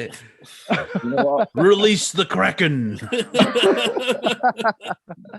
Oh man. All right, so I have a little something, an excrement stories to say. So I like to write fantasy stories. I have a variety of novels that I created a world from, similar to Lord of the Rings. And this was in early 2004. I created the world, so I have got about 1,200 pages of stories that I haven't published yet. A lot of them using the teachings. And right now they're my private thing. At some point I'll make them public. But I like to make my bad guys not the usual Dark Lord of the Sith. I use more uncommon types of things that are trying to become the big bad guy. And one of the stories, I created the term gremlin, like the movie Gremlins. They're the bad guys of the story, even though there's plenty more undead, evil things that are far more dangerous than them. But the story revolves around a character who battles gremlins, who are considered the lowest of bad evil things in the world. And what the gremlins do is they like to, like trolls go under a bridge, they like to hide out your outhouse and put magic on it that it would make it very difficult if you don't pay them to go after your outhouse. Okay. So if you don't pay them, you might take a morning shit and then shoot through the roof of your outhouse with a giant column of flame coming out of your ass. I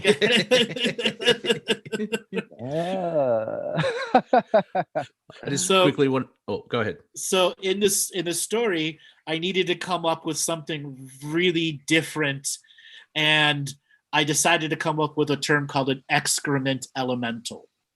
Okay. Excellent. Yes. Okay. Demon. Yeah. A shit demon. And what it is, it's the collective of all the people's shit.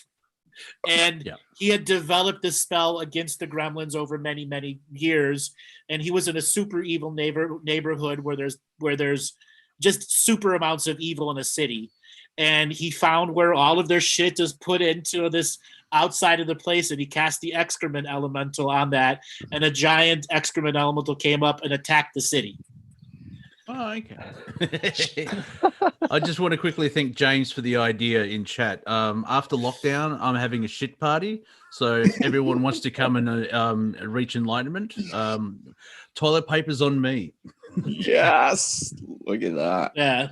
So I would challenge myself in these stories to come up with really unusual storylines that are somewhat poking fun at the sword and sorcery, but still taking a very serious attempt at writing a story. My dialogue's amazing. The way that I do my setups of the stories and the storylines, and create the entire myth and mythos of the whole place, and then incorporating the teachings into these stories.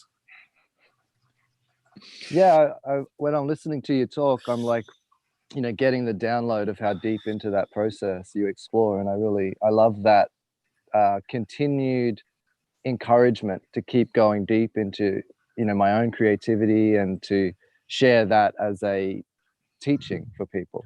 And I have to say, these stories that I've written have repaid me a trillionfold, just to be able to like I yearn to be able to just sit and write everything, because I don't write just in that. I challenge myself every month to start a story that goes to 10 pages or 3,500 or 4,500 words, because I'm a word counter. That determines how much I'm actually doing versus pages. And so let's say this month is a sci-fi story, next month is a dystopian story, next month it's this. So I have a variety of other stories, and then I go back, all right, I got this one to 10 pages, this one's only 4 pages, and then I keep adding and adding and adding and adding and adding to them until I've realized I have thousands and literally thousands of pages of stories, all there from self-generation in the moment for the joy of doing it. That's it. Yeah. See, that pure exercising of imaginative potential, like that's the key, and that's what you do, and that's somebody forget they have the ability to do that. Like a thesaurus, a master thesaurus is my best friend. And if people watching back this show, our passion has been talking about crap. So that's good. Release the poo in you. So what I studied art therapy, right? What I learned about art therapy was that expression is expression for expression's sake. You can do whatever, and I always use the analogy, you could take a crap on a page, and if that is your sense of your expression at that time, it's gonna have some potent sort of therapeutic nature to it, I think. So do you know about the famous artist? His title of his art is Brown Spots on the Wall by Who Flung Poo. Oh, yes. Impressionist? Yes, an impressionist. He has a rival called Who Flung Dung. They're very... The heated competition. Yeah. Oh, the shit they got into. Exactly. He's an expulsionist. So after this show, everyone, when you have explosive diarrhea, just remember you're evolving. Or you're residing from an Asian country. Look for the squid. I've released a kraken and I feel weak.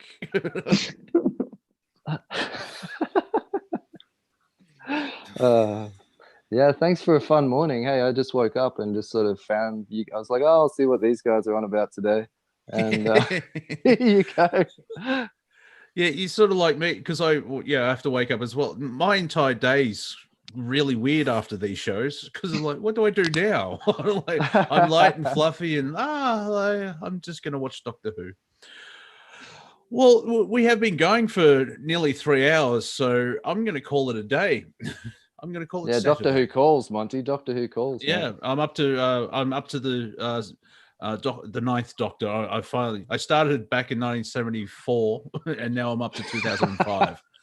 Yeah, I'll watch one episode. 17 seasons in, I should be doing something else, but there's another one. So, thank you, Travis, for being a wonderful caller. Yeah, that was great. Yeah, thanks, guys. So wonderful to chat to you in person. I really honoring everything you're doing and getting a lot of joy out of it. So thanks so much. Thank you so much for calling in. You're awesome, brother. You're awesome. Blessings, guys. Blessings. See you soon. I'm going to take the talking stick and hand it back to Andrew as he does the hosting much better on his own show. There, I said. but now you have practical experience. You can put it on your whatchamacallit. All right, we're at the end of the show. Seth, why don't you give a way for people to get a hold of you too? I'm awake nowwhat.com. Okay, and then he has Robert's got all his information up there. And Mr. Monty, why don't you give a way for people to get a hold of you? Main point of reference is the Wafer Thin Entertainment YouTube channel. I'm on Facebook as Monty Dean. I'm number 5 according to Facebook. I'm also on Twitter at Real Monty Dean, and on Instagram as Monty.Dean, where I meme. That's all. Oh, I will start posting photos of my cat because Andrew keeps telling me to do that. So that's basically it. And I annoy Andrew from afar. He doesn't annoy me from afar. He annoys me from close. But it's love annoyance, and it's pure love. Thank you guys so much. This has been an outstanding show. And everyone that stuck around all the way, thank you so much. We'll be back in 2 weeks with another comedy show. I will be back this coming Tuesday with Martina Grubmuller for another incredible expanding consciousness and exploring the universe. All right, Robert, take us away.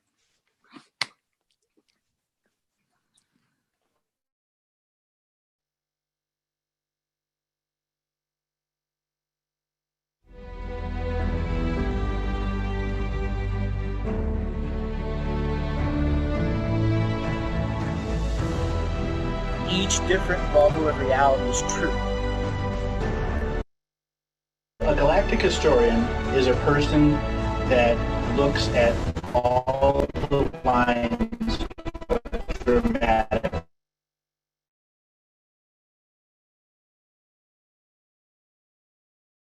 Karma, nudge, nudge, it's the holy grail. Improvise. Mysterious.